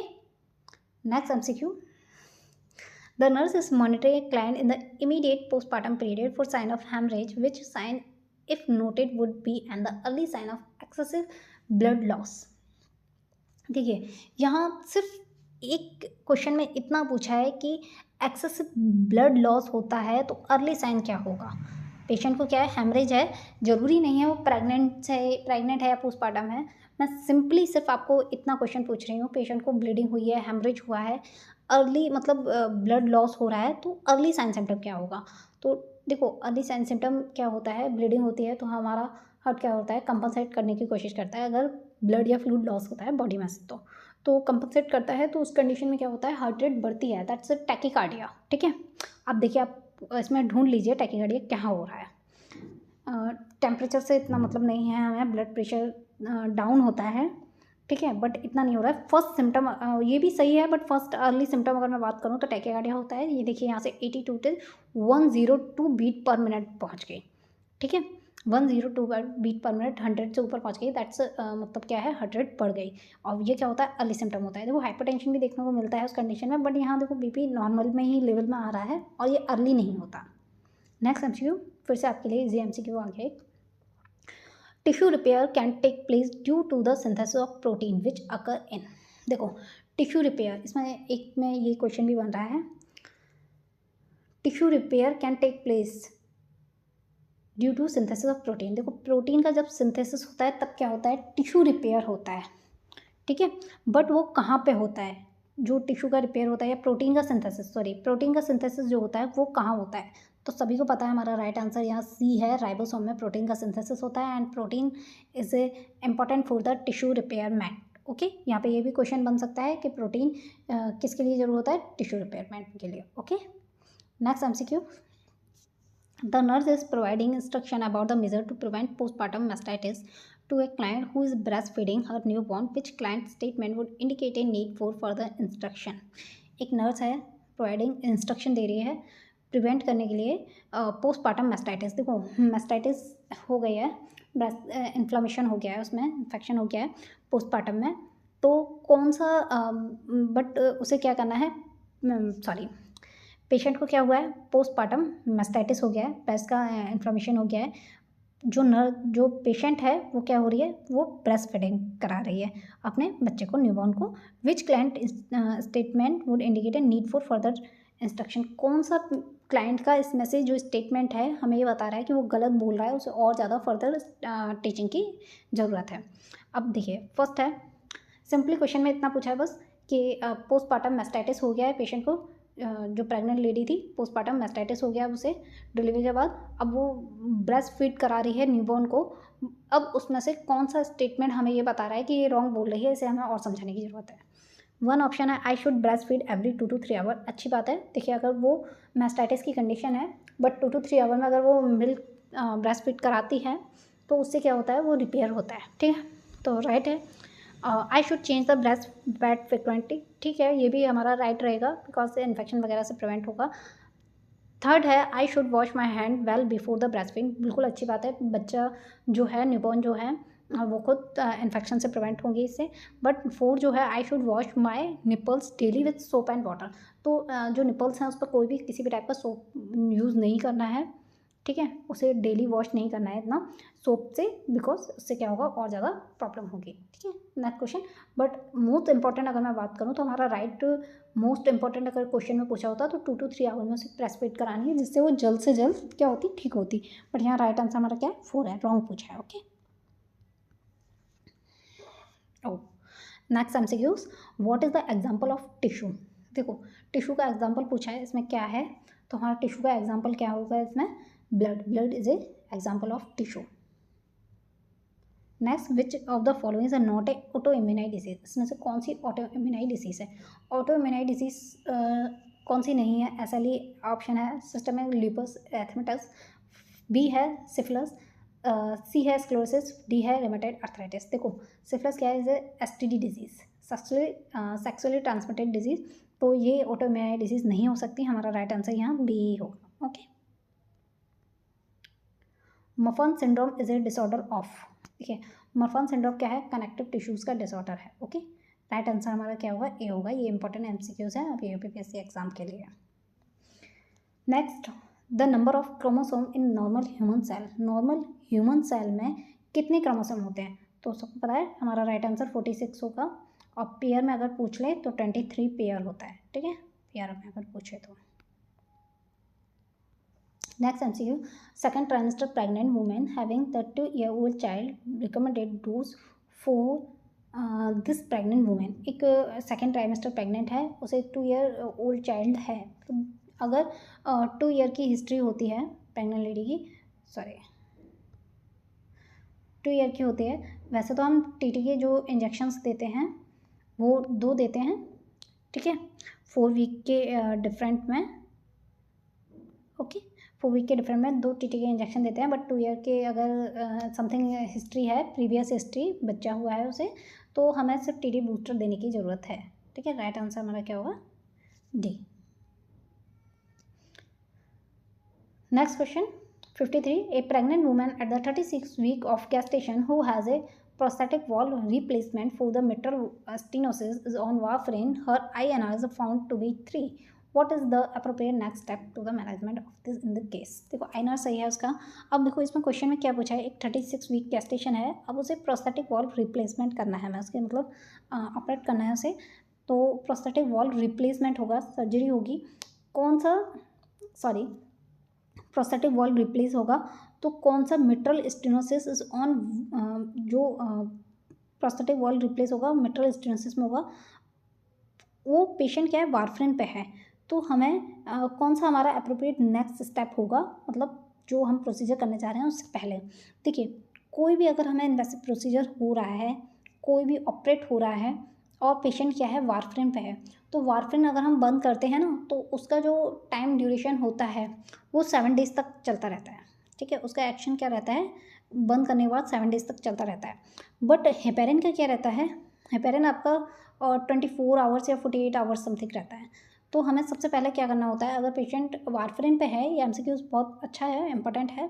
अगर पेशेंट वारफरिन पे है, अब हम उसका ऑपरेट करने जाएंगे तो एक दिन पहले अगर हम अब उसे हमें एंटीकोगुलेंट चल रही है तो हम ऐसे बंद नहीं कर सकते, तो पहले हमें क्या करना होता है, उसे वारफरिन से हेपेरिन पर लाना होता है, ताकि हम ऑपरेट से सिर्फ एक दिन पहले ही हम क्या करते, हेपेरिन बंद कर दे, पेशेंट को प्रॉब्लम भी ना हो। ठीक है, बट अगर हम वारफरिन क्या है, हम सिर्फ एक दिन पहले ही बंद करेंगे अगर ऑपरेट से, तो उसका एक्शन क्या है, वो चलता रहेगा, कोई बेनिफिट नहीं होगा उसका बंद करने का। तो फर्स्ट हमें क्या होता है, उसको हेपेरिन पर लाना होता है, वो भी कौन सा, लो मॉलिक्यूल वेट हेपेरिन पर लाना होता है। ठीक है, फिर जाकर हम उसका एक दिन पहले, क्योंकि एंटीकोगुलेंट है ये वारफेरिन और हेपेरिन, तो हमें कोई भी ऑपरेट करना है तो एंटीकोगुलेंट हमें बंद करनी होगी। तो हमें क्या करना है, स्टॉप करनी है warfarin and start the low molecular weight heparin. Okay, next MCQ 54. Nurse is caring for a client who has a thyroidectomy 12 hours ago for treatment of Graves' disease. The nurse would be most concerned if which of the following has observed. Nurse care कर रही है client की, उसको क्या हुआ है, थायराइडेक्टोमी हुई है, उसका थायराइड रिमूव की गई है 12 आवर्स अगो, और उसको क्या था, ग्रेविस डिसीज था, मतलब हाइपरथायरॉयडिज्म था पेशेंट को। ठीक है, अब उसका मोस्ट कंसर्न मतलब हमें इसमें से कौन सा कंडीशन देख के हम बोलेंगे कि ये क्या है, डेंजरस है। ठीक है, हमें कौन सा हम इस कंडीशन में मोस्ट कंसर्न करेंगे। उसका बीपी क्या है, 138/82 है, रेस्पिरेशन 16 है, टेम्परेचर 99 है, ये नॉर्मल कंडीशन है तो इसको तो हम नहीं करेंगे। बी है, the client suppose his head and neck when the turning his head to the right, वो अपना क्या कर रहा है, क्लाइंट सपोर्ट कर रहा है हेड का, तो ये भी अच्छी बात है। सी है, the client spontaneously flex his wrist when the blood pressure is obtain. देखिए ये कंडीशन हमें क्या बता रही है, ये कंडीशन हमें बता रही है कि हाइपोकैल्सीमिया हो गया है पेशेंट को। ठीक है, क्या बता रही है, हाइपोकैल्सीमिया हो गया है, क्योंकि इसमें क्या कर रहा है वो, उसको जैसे ही हम ब्लड प्रेशर उसका ऑब्टेन करते हैं वो स्पॉन्टेनियसली उसको फ्लैक्स कर लेता है। ठीक है, ये किस कंडीशन में देखने को मिलता है, हमें हाइपोकैल्सीमिया में मिलता है। ठीक है, तो हमारा राइट आंसर क्या होगा, सी होगा। और थायराइडेक्टोमी जब रिमूव की जाती है तो क्या देखने को मिलता है, हमें हाइपोकैल्सीमिया देखने को मिलता है, तो राइट आंसर हमारा सी होगा। ठीक है, next question 55. Which hyperthyroid drug is safer during the first trimester of pregnancy. देखो पेशेंट है, प्रेग्नेंट है लेडी, अब हाइपरथायरॉइड कौन सी ड्रग सेफ होगी फर्स्ट ट्राइमेस्टर में। ठीक है, तो हमारा ये इसमें से कौन सी, ये सभी हाइपरथायरॉइडिज्म ड्रग है, इसमें से जो PTU होती है, प्रोफाइल थियोरिसिल, ये सेफ होती है hyperthyroidism in pregnancy. Next MCQ, nurse टेनर्स prepare a client for peritoneal dialysis, which of the following action should the nurse take first. ठीक है, एक पेशेंट है, उसे क्या हुआ है, पेरिटोनियल डायलिसिस करना है हमें, तो कौन सा एक्शन सबसे पहले लेना होगा। फर्स्ट है assess for brute and thrill, या बी है वार्म द डायलिसिस सॉल्यूशन, सी है position the client on the left side, and D है इंसर्ट अ फॉलिक कैथेटर। देखिए कोई भी आप अगर पेरिटोनियल डायलिसिस कर रहे हो तो फ्लूइड को क्या करना है, हमें वार्म करना है। ठीक है, डायसोलेट फ्लूइड को हमें वार्म करना है, ये बहुत सारी कंडीशन से बचाता है, इन्फेक्शन से भी प्रिवेंट करेगा, और क्या होगा पेशेंट को पेरिटोनियल अगर हम कोई डायलिसिस कर रहे हैं वार्म फ्लूइड से कर रहे हैं तो उसे बाकी भी अदर में प्रॉब्लम नहीं होती है। Okay, next MCQ 57. Maximum amount of amniotic fluid seen at, इसमें से एमनियोटिक फ्लूइड मैक्सिमम कब देखने को मिलता है। देखिए अब जो है अपडेटेड हो गया है, 34 वीक पर मिलता है। ठीक है, मोस्टली अब जो अपडेटेड हुआ है, पहले इसमें 36 वीक होता, बट अभी जो है हमारा राइट आंसर ए होगा, ये अपडेटेड है 34 वीक हमारा अपडेटेड हुआ है, मैक्सिमम देखने को मिलता है। ठीक है, right answer is A. Male client with emphysema become restless and confused, what step should the nurse Jasmine take next. देखो एक मेल क्लाइंट है एम्फाइसीमा का, वो क्या हो रहा है, रेस्टलेस हो रहा है, कंफ्यूज हो रहा है, कौन सा step should the nurse Jasmine उसको नेक्स्ट लेना होगा। तो ए है, उसे encourage the client to perform personally breathe करने को कहेंगे, या टेम्परेचर चेक करेंगे, या पोटेशियम लेवल असेस करेंगे, या ऑक्सीजन फ्लो रेट बढ़ाएंगे।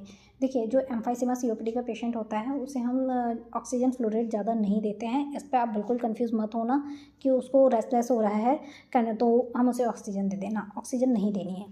ठीक है, अब पोटेशियम लेवल चेक करने से और टेम्परेचर चेक करने से कोई मतलब नहीं होगा, हमें क्या करना है, उसे इंक्रीज द परफॉर्म पर स्लीप ब्रीथिंग करने को बोलना है, ताकि उसकी प्रॉब्लम ठीक हो, रेस्टलेस, इससे क्या होगा, जो COPD रिटर्न है वो कम होगा। ठीक है,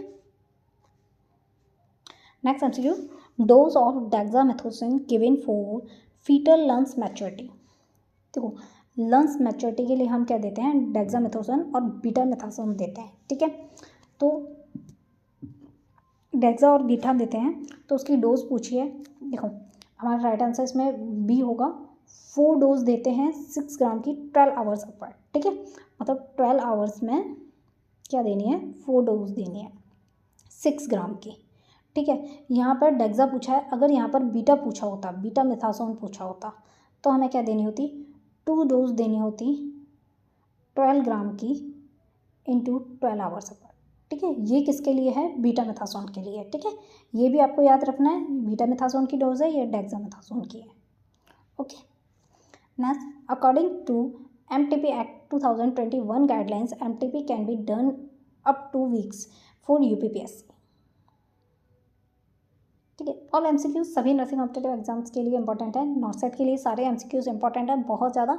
मैंने मोस्टली वैसे नॉर्सेट का पैटर्न देख के ही ये पेपर बनाया है पूरा, बट आपके लिए ये इसमें मैंने इसलिए 1 लाइनर MCQs ये जो है UPPSC के लिए भी बहुत ज़्यादा इंपॉर्टेंट है। अगर आपके इसमें 60 to 65 राइट बैठ रहे हैं ना, तो आपका आराम से UPPSC निकल जाएगा, कोई नहीं रोक सकता, वो भी अच्छी रैंक के साथ। ठीक है, और एम्स अगर आपके 65 प्लस जा रहे हैं तो एम्स आराम से निकल जाएगा आपका। ठीक है, अब देखो MTP एक्ट पूछा है 2021 की गाइडलाइन पे। MTP एक्ट हम जो मेडिकल टर्मिनेशन प्रेगनेंसी होती है वो कब तक करा सकते हैं, तो राइट आंसर इसका 24 वीक है। ठीक है, यहाँ तक हम करा सकते हैं। Next, Randy has undergone a kidney transplant, what assessment would prompt nurse Katrina to suspect organ rejection. इसमें सिंपली पूछा है किडनी ट्रांसप्लांट हो रही है तो ऑर्गन रिजेक्शन का कौन सा सिम्टम्स हो सकता है। ठीक है, तो ऑर्गन रिजेक्शन के जो है इसमें हमारा राइट आंसर होगा, देखो फर्स्ट पॉलीयूरिया नहीं होता, ऑलीयूरिया होता है, सी होगा हमारा राइट आंसर। हाइपरटेंशन, ठीक है, मोस्टली सब लेवल्स इंक्रीज देखने को मिलेगी हमें। क्रिएटिनिन लेवल जो होता है, जो क्रिएटिनिन लेवल होता है, हाइपरटेंशन देखने को मिलेगा, बीपी बढ़ा हुआ देखने को मिलेगा। ठीक है, टेम्परेचर इंक्रीज देखने को मिलेगा। ठीक है, ये सब और भी मोस्टली लेवल्स क्या होंगे, इंक्रीज होंगे, बट ऑलीयूरिया देखने को मिलेगा। ठीक है, ये मैं किडनी ट्रांसप्लांट रिजेक्शन के जो ऑर्गन रिजेक्शन होता है उसमें देते हैं। ठीक है, ऑर्गन रिजेक्शन ना हो इसलिए हमें जो भी इम्यूनिटी डिप्रेस करती है वो मेडिसिन चलानी होती है। ठीक है, next question, the immediate objective of nursing care for an the overweight mildly hypertensive male client with ureteral colic and haematuria is to decrease. एक देखो इसमें क्या है, एक इमीडिएटली ऑब्जेक्टिव नर्स केयर कर रही है पेशेंट का, उसका क्या है, ओवरवेट है, माइल्डली हाइपरटेंसिव है मेल क्लाइंट, उसका क्या है, यूरिट्रल कॉलिक है, मतलब रीनल स्टोन है, तो कौन सा एंड उसको हेमेचूरिया भी हो रहा है, इस टू डिक्रीज, मतलब इमीडिएटली हमें किस पर हमें फोकस करना है इनमें से। देखो पेशेंट को पेन भी हो रहा है, वेट भी उसका बढ़ रहा है जो भी है, और हेमेचूरिया भी हो रहा है, हाइपरटेंशन भी हो रहा है, तो यूरिट्रल जो इसमें यूरिट्रल स्टोन है, यूरिट्रल कॉलिक है, तो इसमें हमें किसको प्रायोरिटी देनी होती है, तो हमें पेन को प्रायोरिटी देनी होती है। स्टोन की कंडीशन में जो यूरिट्रल कॉलिक होता है उसमें हमें प्रायोरिटी किसको देते हैं, पेन को देते हैं, बहुत सीवियर पेन होता है इसीलिए। राइट आंसर हमारा ए होगा। Next MCQ, which of the following is the safest drug to be use for pregnancy induced hypertension.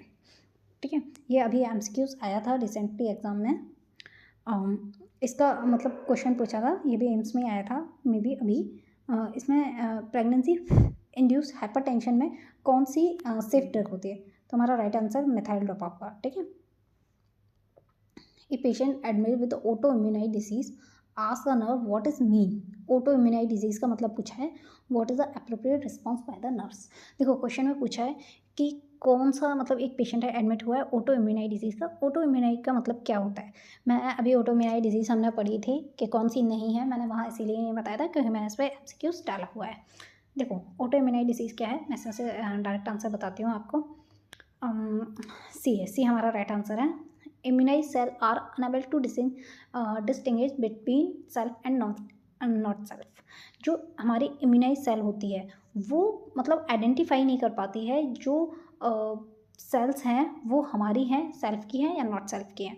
मतलब कोई जैसे एंटीजन हमारी बॉडी में एंटर किया और वो किसी के भी साथ सेम रिएक्शन करता है, तो वो क्या करती है, फिर वो पता नहीं कर पाती है कि जो बाहर से आई है ये वो एंटीजन है या हमारी खुद की सेल्फ की एंटीबॉडी है।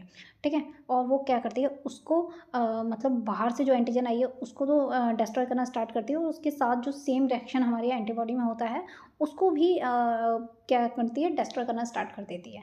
That's a autoimmune disease. Okay, मतलब इसमें सिंपली मैं एक इसमें हिंदी में बता दूँ, खुद में और बाहर वाले में फ़र्क नहीं पता कर पाती, ठीक है। That's autoimmune disease. Main feature of SLE systemic lupus erythematosus जो होता है ऑटोइम्यून डिजीज़, इसमें मेन फीचर क्या होता है, बी, बटरफ्लाई रैशेस होते हैं, red rashes over the cheeks. Right answer हमारा क्या होगा, बी। नेक्स्ट MCQs, ये इसमें पूछा है, एक पेशेंट है मैटिल्डा जो भी है वो हाइपरथायरॉयडिज्म का है, is to receive the Lugol iodine. Patient है हाइपरथायरॉयडिज्म का और वो क्या ले रहा है, लुगोल आयोडीन सॉल्यूशन ले रहा है बिफोर ए सब टोटल थायरॉयडेक्टमी। पेशेंट हाइपरथायरॉयडिज्म का है तो उसका हमें क्या करना है, उसका थायराइड रिमूव करनी है, इस परफॉर्म मतलब हमें थायराइड रिमूव करनी है।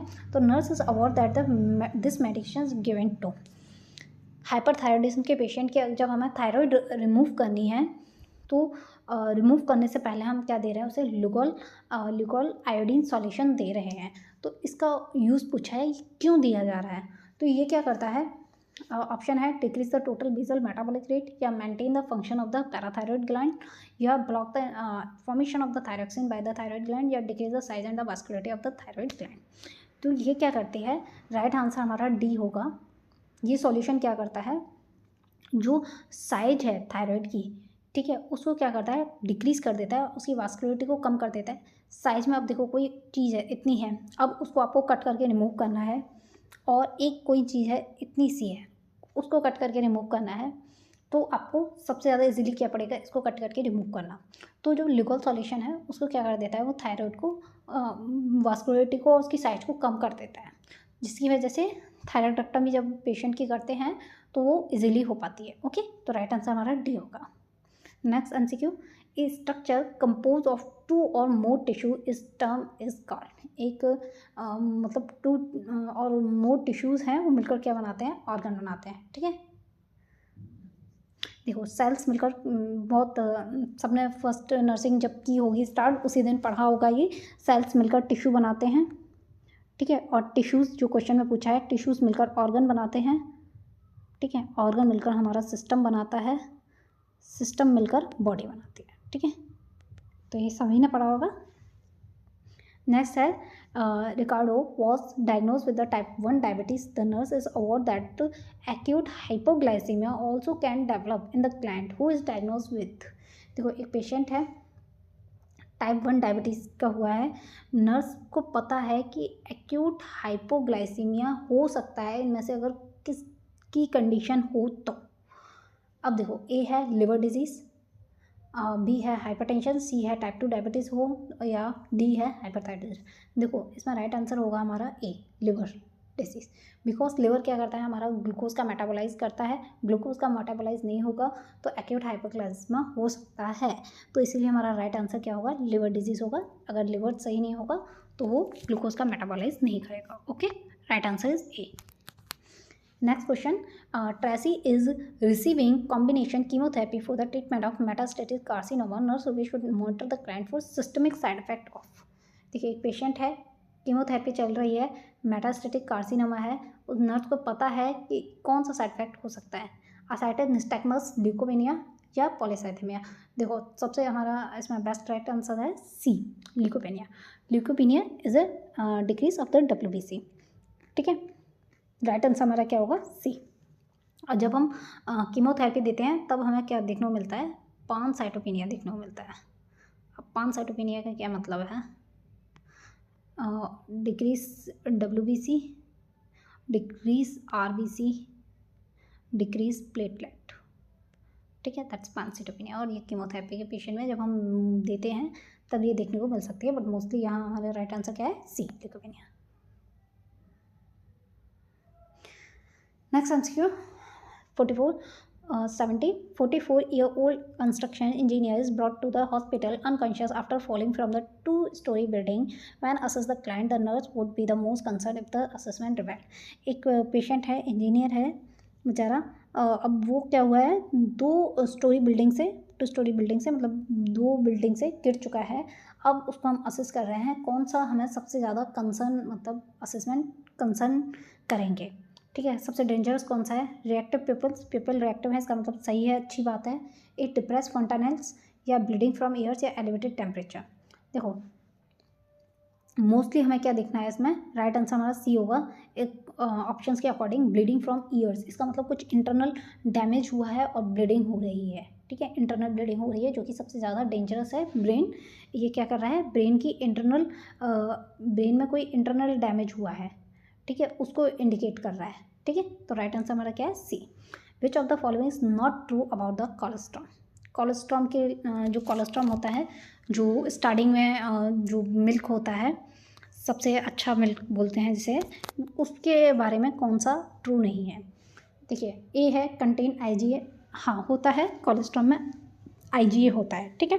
सेकंड है लेमन येलो इन कलर, ठीक है, जो कोलेस्ट्रॉम का कलर होता है वो लेमन येलो इन कलर में होता है, ठीक है, थोड़ा। Rich in protein and amino acids, बिल्कुल सही है। हाई अमाउंट ऑफ शुगर, अब आप कहोगे शुगर भी तो होता है हाई, बट फैट नहीं होता हाई, ठीक है, ये गलत है, ठीक है। तो हमारे बाकी के ऑप्शंस राइट है, 4 रॉन्ग है। Next 72, just after delivery uterus at the level of, देखो जस्ट आफ्टर डिलीवरी यूटर किस लेवल पे होता है, ये अम्लाइका कॉर्ड है, ये फंडस, ये क्या है, पेपिस है। तो जस्ट डिलीवरी जो लेवल होता है यूट्रस का, वो कहाँ होता है, बेलो द अम्लाइकस होता है, यहाँ होता है, ठीक है, बेलो द अम्लाइकस होता है जस्ट बिल्कुल डिलीवरी के बाद। फिर क्या होता है, ऊपर की तरफ जाता है फर्स्ट 2 डे, और फिर क्या होता है 1.25 सेंटीमीटर पर डे के अकॉर्डिंग नीचे आना स्टार्ट हो जाता है, ठीक है। फिर सिम्फाइसिस प्यूबिस के उस लेवल पे आ जाता है। Next question, order of lochia. Lochia क्या ऑर्डर है, फर्स्ट क्या आता है आपका, रुब्रा आता है, फिर सरोसा आता है, अल्वा आता है, पहला ही हमारा राइट आंसर है, ठीक है। और रुब्रा आता है 4 डेज तक, फिर 5 to 9 डेज तक क्या रहता है आपका, सरोसा रहता है, और फिर 10 to 14 डेज पर तक क्या रहता है आपका, अल्वा रहता है, ठीक है। Next MCQs, patient with chronic renal failure CRF is admitted to the urology unit. The nurse must award that the diagnostic test is consistent with the CRF if the result is increase। देखो question पूछ रहा है, patient क्या है, CRF का है, chronic renal failure का, admit हुआ है यूरोलॉजी यूनिट में। नर्स को पता है कि नर्स को पता है कि क्रॉनिक रीनल फेलियर में कौन से रिजल्ट इसमें से हमें देखने को मिलेगा। ऑप्शन 1 है इंक्रीज pH, इसका इतना इंपॉर्टेंस नहीं है, मैं इसमें डायरेक्ट आपको राइट आंसर बताती हूँ। देखो जो हमारे क्रिएटिनिन लेवल्स वगैरह होते हैं वो हमें रीनल फेलियर में मोस्टली बढ़े हुए मिलते हैं, तो हमारा इसमें सी हमारा राइट आंसर है, ठीक है, क्योंकि यहाँ ब्लड यूरिया नाइट्रोजन जो कि ये क्या है, रीनल वैल्यूज़ हैं, ठीक है। तो हमारा ब्लड यूरिया नाइट्रोजन लेवल भी बढ़ा हुआ है, 15 से 45 तक होता है, ठीक है। ब्लड यूरिया नाइट्रोजन, क्रेटिनिन भी बहुत बढ़ा हुआ है, 1.2 तक ही होता है, ये 0.8 to 1.2 तक ही होता है mg/dl। यहाँ क्रेटिनिन लेवल और ब्लड यूरिया नाइट्रोजन लेवल दोनों ही बढ़े हुए हैं जो कि क्रॉनिक रीनल फेलियर में देखने को मिलते हैं। So right answer is C. Next, Reena was recently diagnosed with a genitourinary problem and is being examined in the emergency department. When palpating her kidney, the nurse should keep which anatomical fact in mind? Nurse recently क्या कर रही है, diagnose कर रही है एक genito urinary problem के patient को, और एग्जामिन कर रही है कि वो इमरजेंसी डिपार्टमेंट में मतलब जब इमरजेंसी डिपार्टमेंट में आया तो उसको एग्जामिन कर रही है। जब वो नर्स किडनी को पाल्पेट कर रही है तब उसे पता है कि कौन सा एनाटॉमिकल फैक्ट हमारे माइंड में होना चाहिए किडनी को लेके। तो हमारा फर्स्ट ऑप्शन है the left kidney usually slightly higher than the right one. देखिए इसमें इसका साइज़ दिया है, साइज़ दिया है, या तो ए ऑप्शन में दिया है कि लेफ़्ट किडनी जो होती है वो यूजुअली स्लाइटली हायर होती है राइट वन से, या किडनी आर सिचुएटेड जस्ट अबर द एड्रिनल ग्लैंड, या इसकी ये साइज़ दी है ये इतनी होती हैं, या kidney between the 10th and 12th हर्सिक। तो हमारा राइट आंसर देखो फर्स्ट ही है। फर्स्ट क्या है हमारा राइट आंसर है the left kidney is usually slightly higher than the right one. क्यों? क्योंकि लेफ़्ट तो अबव होती है बट राइट नहीं होती है। क्यों? क्योंकि वहाँ पे पहले क्या होता है, लिवर होता है, ठीक है, पहले वहाँ पर लिवर होता है उसके बाद किडनी होती है, तो इसीलिए जो लेफ़्ट किडनी होती है वो स्लाइटली हायर होती है राइट वन से। राइट साइडेड हमारा क्या होता है, लिवर सिचुएटेड होता है, राइट साइडेड लिवर होता है, फिर उसके बाद किडनी होती है, इसीलिए, ठीक है। अगर मैं इसका बात करूँ तो average candy approximate 5 centimetre long ना, ये 10 5 इंटू 2.5 एक एवरेज याद करने ना लॉन्ग होता है, ठीक है, और वाइड होता है, थिक होता है। ये आपका लंबाई चौड़ाई ऊंचाई जो भी होती है, ये आपका 10, 5, 2.5 हिंदी में, ये आप याद रखना है, किडनी की जो साइज होती है। Okay, next MCQ 76, a female after delivery complain of cramp during breast feeding, which of the following hormones is responsible for it. देखिए, एक फीमेल क्लाइंट है, डिलीवरी के बाद वो कंप्लेन कर रही है कि उसके जो है वो क्रैम्प हो रहे हैं ड्यूरिंग, जब वो ब्रेस्ट फीड करा रही है। विच of the following hormone is responsible, इसके लिए कौन सा हार्मोन रिस्पॉन्सिबल है। तो सबको पता है ऑक्सीटोसिन की वजह से कंट्रैक्शंस होते हैं, क्रैम्प होते हैं। राइट आंसर हमारा बी रहेगा। और ऑक्सीटोसिन की वजह से ब्लीडिंग भी स्टॉप होती है। अगर डिलीवरी हुई है और फीमेल को क्या हो रहा है, ब्लीडिंग हो रहा है, तो उसे हम एज सुन एज पॉसिबल जितना हो ब्रेस्ट फीडिंग के लिए बोलते हैं। उसकी वजह से क्या होता है, ब्लीडिंग भी स्टॉप हो जाती है। ठीक है, next MCQ, normal systolic blood pressure. फिर से आपका बढ़िया सा एक प्यारा सा MCQs आ गया। नॉर्मल सिस्टोलिक ब्लड प्रेशर पूछा है। तो ऐसे MCQs, नॉर्मल BP, अब कितना भी लेवल हार्ड हो, बट कुछ MCQs ऐसे होते हैं जो बहुत इजी होते हैं और एग्ज़ाम्स में ज़रूर आते हैं। जैसे अभी नॉर्सेट का जो एग्ज़ाम हुआ था, नॉर्सेट 4 का, वो काफ़ी उसका लेवल हार्ड बताया गया था, बट उसमें फिर भी एक MCQs क्या था, नॉर्मल BP का, नॉर्मल BP पूछा था। ठीक है, नॉर्मल ब्लड प्रेशर पूछा था। तो काफ़ी MCQs इजी तो ज़रूर आते हैं, इसीलिए मैंने ऐसे MCQs भी डाले हैं जो देख के आप एक ही बार में राइट आंसर बताओ, आपको सोचने की भी जरूरत नहीं पड़े। तो सिस्टोलिक ब्लड प्रेशर हमारा क्या होता है, सबको पता है, 120 mm/Hg होता है। डायस्टोलिक 80 होता है। Okay, next MCQ, nurse Tristan is caring for a male client with the acute renal failure.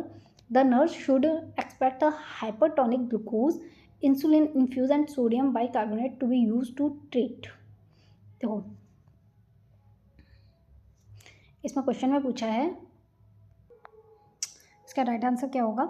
हम हाइपोटोनिक ग्लूकोज इंसुलिन इन्फ्यूज़न किस कंडीशन में करते हैं, और सोडियम बाइकार्बोनेट हाइपर कैलेमिया को ट्रीट करने के लिए यूज़ करते हैं। सी राइट आंसर होगा हमारा। ठीक है, next question, cardiac output return to the normal by the after delivery. Delivery के बाद कितने दिन बाद कार्डियक आउटपुट नॉर्मल आ जाता है। ठीक है, डिलीवरी टाइम मोस्टली वैल्यूज़ जो होती हैं वो बढ़ जाती हैं, बहुत चेंजेस देखने को मिलता है। 10 डेज़ पे हमारा क्या होता है, कार्डियक आउटपुट डिलीवरी के बाद नॉर्मल देखने को मिलता है पेशेंट का। ठीक है, राइट आंसर ए होगा। Next MCQs, a woman present to you at 36 week of gestation with complaint of feeling lightheadedness and dizziness when she lies on her back. She says she feel all right if she lie on her side or walk. What is the most likely reason behind this? देखो, इसमें question में क्या पूछा है, एक women है, 36 week pregnant है, gestation है, वो कंप्लेन कर रही है, उसे क्या हो रहा है, लाइट हेडेक हो रहा है, मतलब ठीक है, लाइट हेडेक हो रहा है और डिजीनेस, चक्कर से आ रहे हैं जब वो अपनी बैक पर, मतलब सुपाइन पोजीशन में लाई कर रही है। ठीक है, जब सुपाइन पोजीशन में लाई कर रही है तब उसे हेडेक हो रहा है, डिजीनेस हो रहा है। शी से she feel all right if she lie on her side और वॉक। जब वो साइड पोजीशन में, साइड लाइन पोजीशन में जा रही है तब, और जब वो वॉक कर रही है तब उसे अच्छा फील हो रहा है। तो ये इसका क्या रीज़न है। ठीक है, तो हैवी मील्स की वजह से ऐसा कुछ नहीं होता है, हैवी मील की वजह से, एक्सेसिव वीनस पुलिंग की वजह से भी नहीं है, ना रेस्ट ICP की वजह से। इसमें क्या है, कंप्रेशन ऑफ द IVC। जब प्रेग्नेंट लेडी सुपाइन पोजीशन में लेटती है तो जो इन्फीरियर वेना कावा है वो कंप्रेस होती है, जिसकी वजह से उसे क्या होता है, लाइट हेडेक, डिजीनेस, ये सब देखने को मिलता है, और उस कंडीशन में हम क्या कहते हैं, उसे साइड लाइन पोजिशन देते हैं। Okay, next question, Mahesh is scheduled for a bronchoscopy. When teaching the Mahesh what to expect afterward, the nurse highest priority of information would be. देखो, एक पेशेंट है, ब्रोंकोस्कोपी जिसकी होनी है। अब हम महेश हैं जिसको हम टीच कर रहे हैं, तो उसके बाद expect to afterward she nurse highest priority हम किसको देंगे, जिसकी पेशेंट की ब्रोंकोस्कोपी होने वाली है। तो ए है, food and fluid while be withhold for at least 2 hours. हमारा पहला ही राइट आंसर है। हम उसे क्या करते हैं, जो फूड और फ्लूड है विथहोल्ड कर देते हैं 2 to 4 आवर्स बिफोर, ताकि वॉमिटिंग ना हो ब्रोंकोस्कोपी से पहले। ठीक है, और वार्म सेलाई गागर से कुछ नहीं होगा, कफिंग डीप ब्रीथिंग एक्सरसाइज से कुछ नहीं होगा, हम ब्रोंकोस्कोपी करने जा रहे हैं। और ओनली आइस चिप्स ना, बिल्कुल हम देते ही नहीं है कुछ भी। ठीक है, सॉरी, हमारा राइट आंसर ए होगा, विथहोल्ड करना है ताकि ब्रोंकोस्कोपी टाइम वॉमिटिंग वगैरह के चांसेस ना हो। Next question 82, Tony has undergone left thoracotomy and a partial pneumonectomy, chest tube are inserted and one bottle water sealed drainage is instituted in the operating room. In the post anesthesia care unit, Tony is placed in Fowler position on either his right side or on his back. The nurse is aware that this position.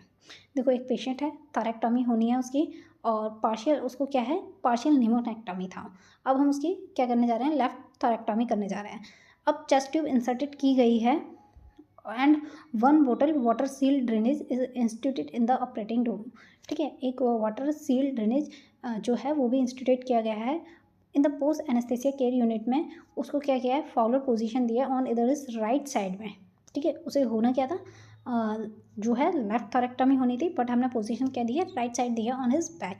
तो इसका क्या reason है, reduce incisional pen, pen को कम करेगा, position देने से हम pen कम नहीं कर सकते।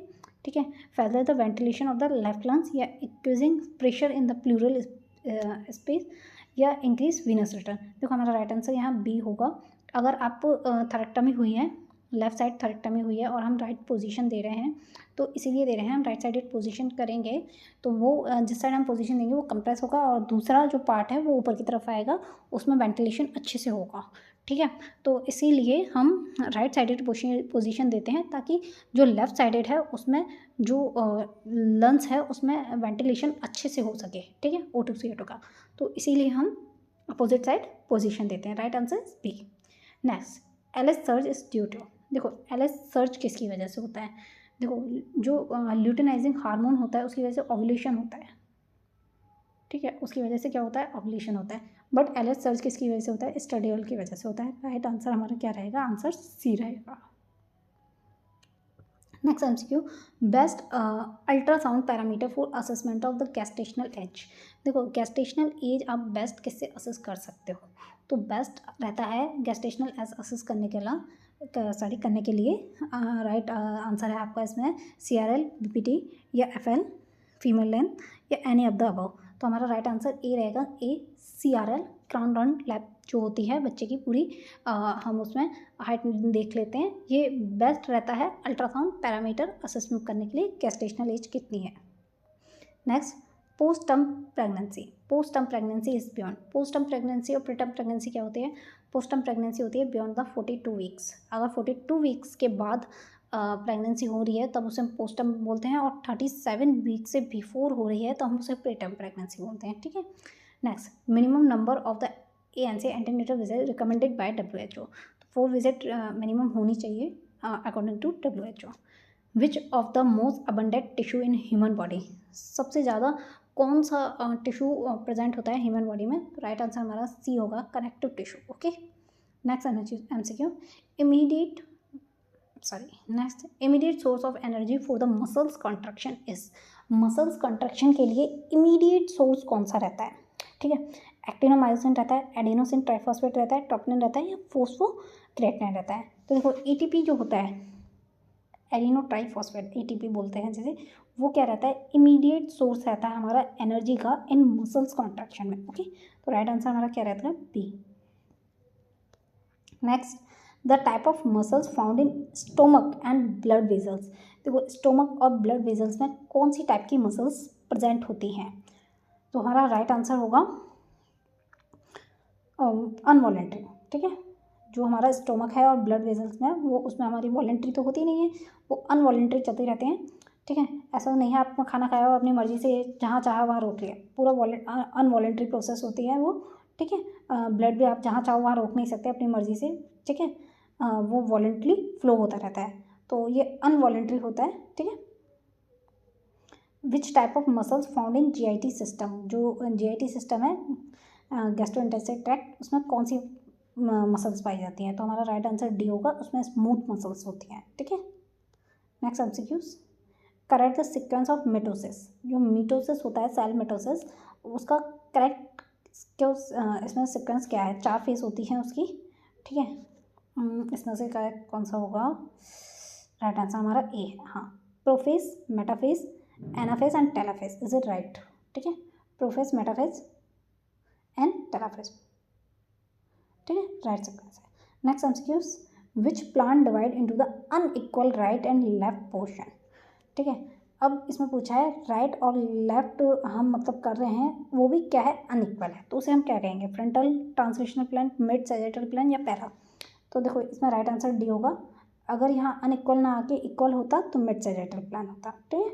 यहाँ क्या होगा, para sagittal plan. Next MCQ, Terence suffered from the burn injury using the rule of 9 which has the largest percent of the burn। Largest percent कौन सा है इसमें से बर्न का। देखो फेस एंड नेक को आप कितना दोगे, और फेस और नेक पूरा कितना होता है, 9% होता है, ठीक है। Right upper arm and penis, right upper arm आपका एक आर्म पूरा हैंड होता है 9% का, और अपर आर्म होता है 4.5% एंड पेनिस तो 5.5% हो गया ये, ठीक है। Right thigh and penis, right thigh आपकी 9 की हो गई और पेनिस 10% हो गया। अपर टंग कितना होता है, 18%, ठीक है। तो हमारा राइट आंसर क्या होगा, डी। डी हमारा राइट आंसर होगा। लार्जेस्ट परसेंट किसका होगा, डी का होगा। नेक्स्ट है congenital absence of closure of the normal body orifice और ट्यूबुलर ऑर्गन इज कॉल्ड। देखो किसी भी कोई भी जो है नॉर्मल जो भी ऑरिफिस है, कोई होल है, ट्यूबुलर ऑर्गन है, उसका क्या हो जाना, क्लोज़र हो जाना नॉर्मल का, ठीक है। इस तरीके से क्लोज़र हो जाना, ऐसे चल रहा था कोई भी कनेक्शन ट्यूब का, बट वो क्या हो गया, इस तरीके से क्लोज़र हो गया, तो इसे हम क्या बोलेंगे, एट्रेसिव बोलेंगे। फिस्टुला का मतलब क्या होता है, किसी का भी एबनॉर्मली ट्यूब्स का कनेक्ट हो जाना, ठीक है। जैसे ये ट्यूब्स थे इस तरीके से कनेक्ट हो जाना, that's fistula.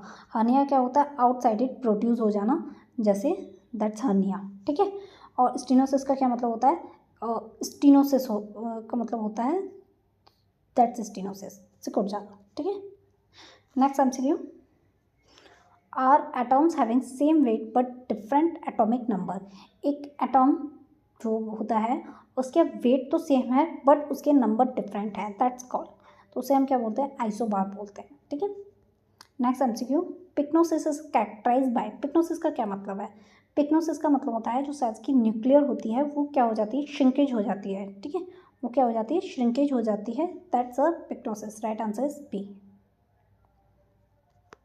Next MCQs, normal pH of venous blood is important MCQs.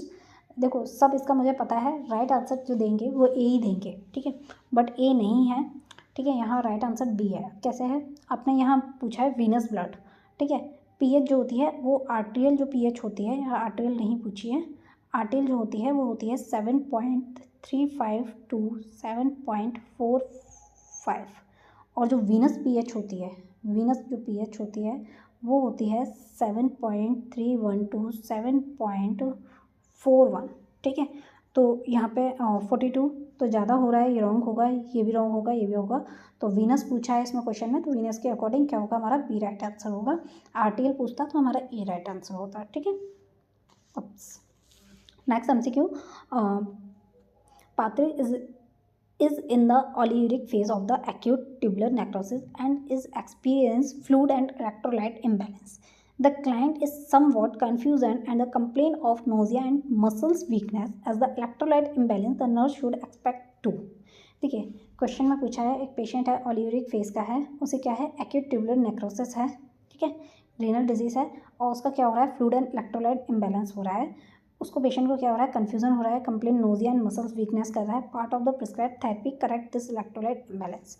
तो यहाँ पे क्या हो रहा है, पोटेशियम लेवल का हमें क्या देखने को मिलता है, इम्बैलेंस देखने को मिलता है रीनल डिसीज में, ओलिविरिक फेज में।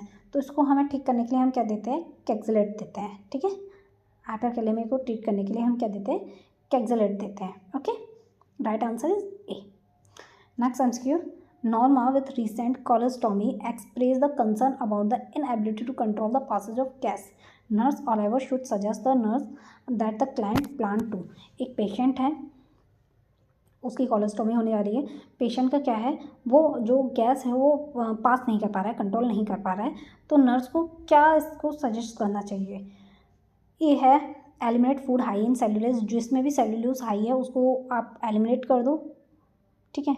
नेक्स्ट है decrease food intake at meal time, जो मील टाइम है आपका खाने का टाइम है उस टाइम फूड कम कर दो। या सी है avoid food that in the pass cost flutters, वो फूड अवॉइड करो जो पहले गैस आपको कर चुके हैं, मतलब कॉज कर चुके हैं, गैस कर चुके हैं, या adhere to be blend diet, या आप ब्लेंड डाइट लो। तो इसमें राइट आंसर है हमारा C, avoid food that in the past cause flatus. जो फ्लैटस गैस प्रोड्यूस कर रहे हैं उसको हमें क्या करना है, पेशेंट को बोलना है उसको अवॉइड करो, ठीक है। तो हमें क्या होगा, पेशेंट को जो पासिस करने में कंट्रोल हो रहा है, जिसकी वजह से गैस की वजह से हो रहा है, तो वो उससे क्या होगा, प्रिवेंट करेगा, ठीक है। Right answer C. Next MCQs, Mario has a burn injury. After 48 hours, the physician ordered for the Mario 2 liter of IV fluid to be administered 12 hourly. The drop factor of the tubing is 10 GTT per ml.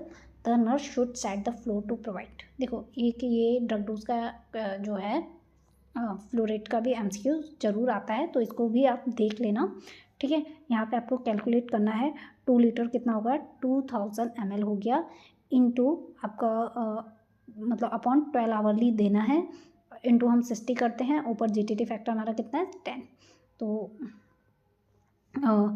12 into 6 72 हो गया हमारा। अब 72 को आप 2000 से cut कर दीजिए, ठीक है, आपका राइट आंसर आ जाएगा।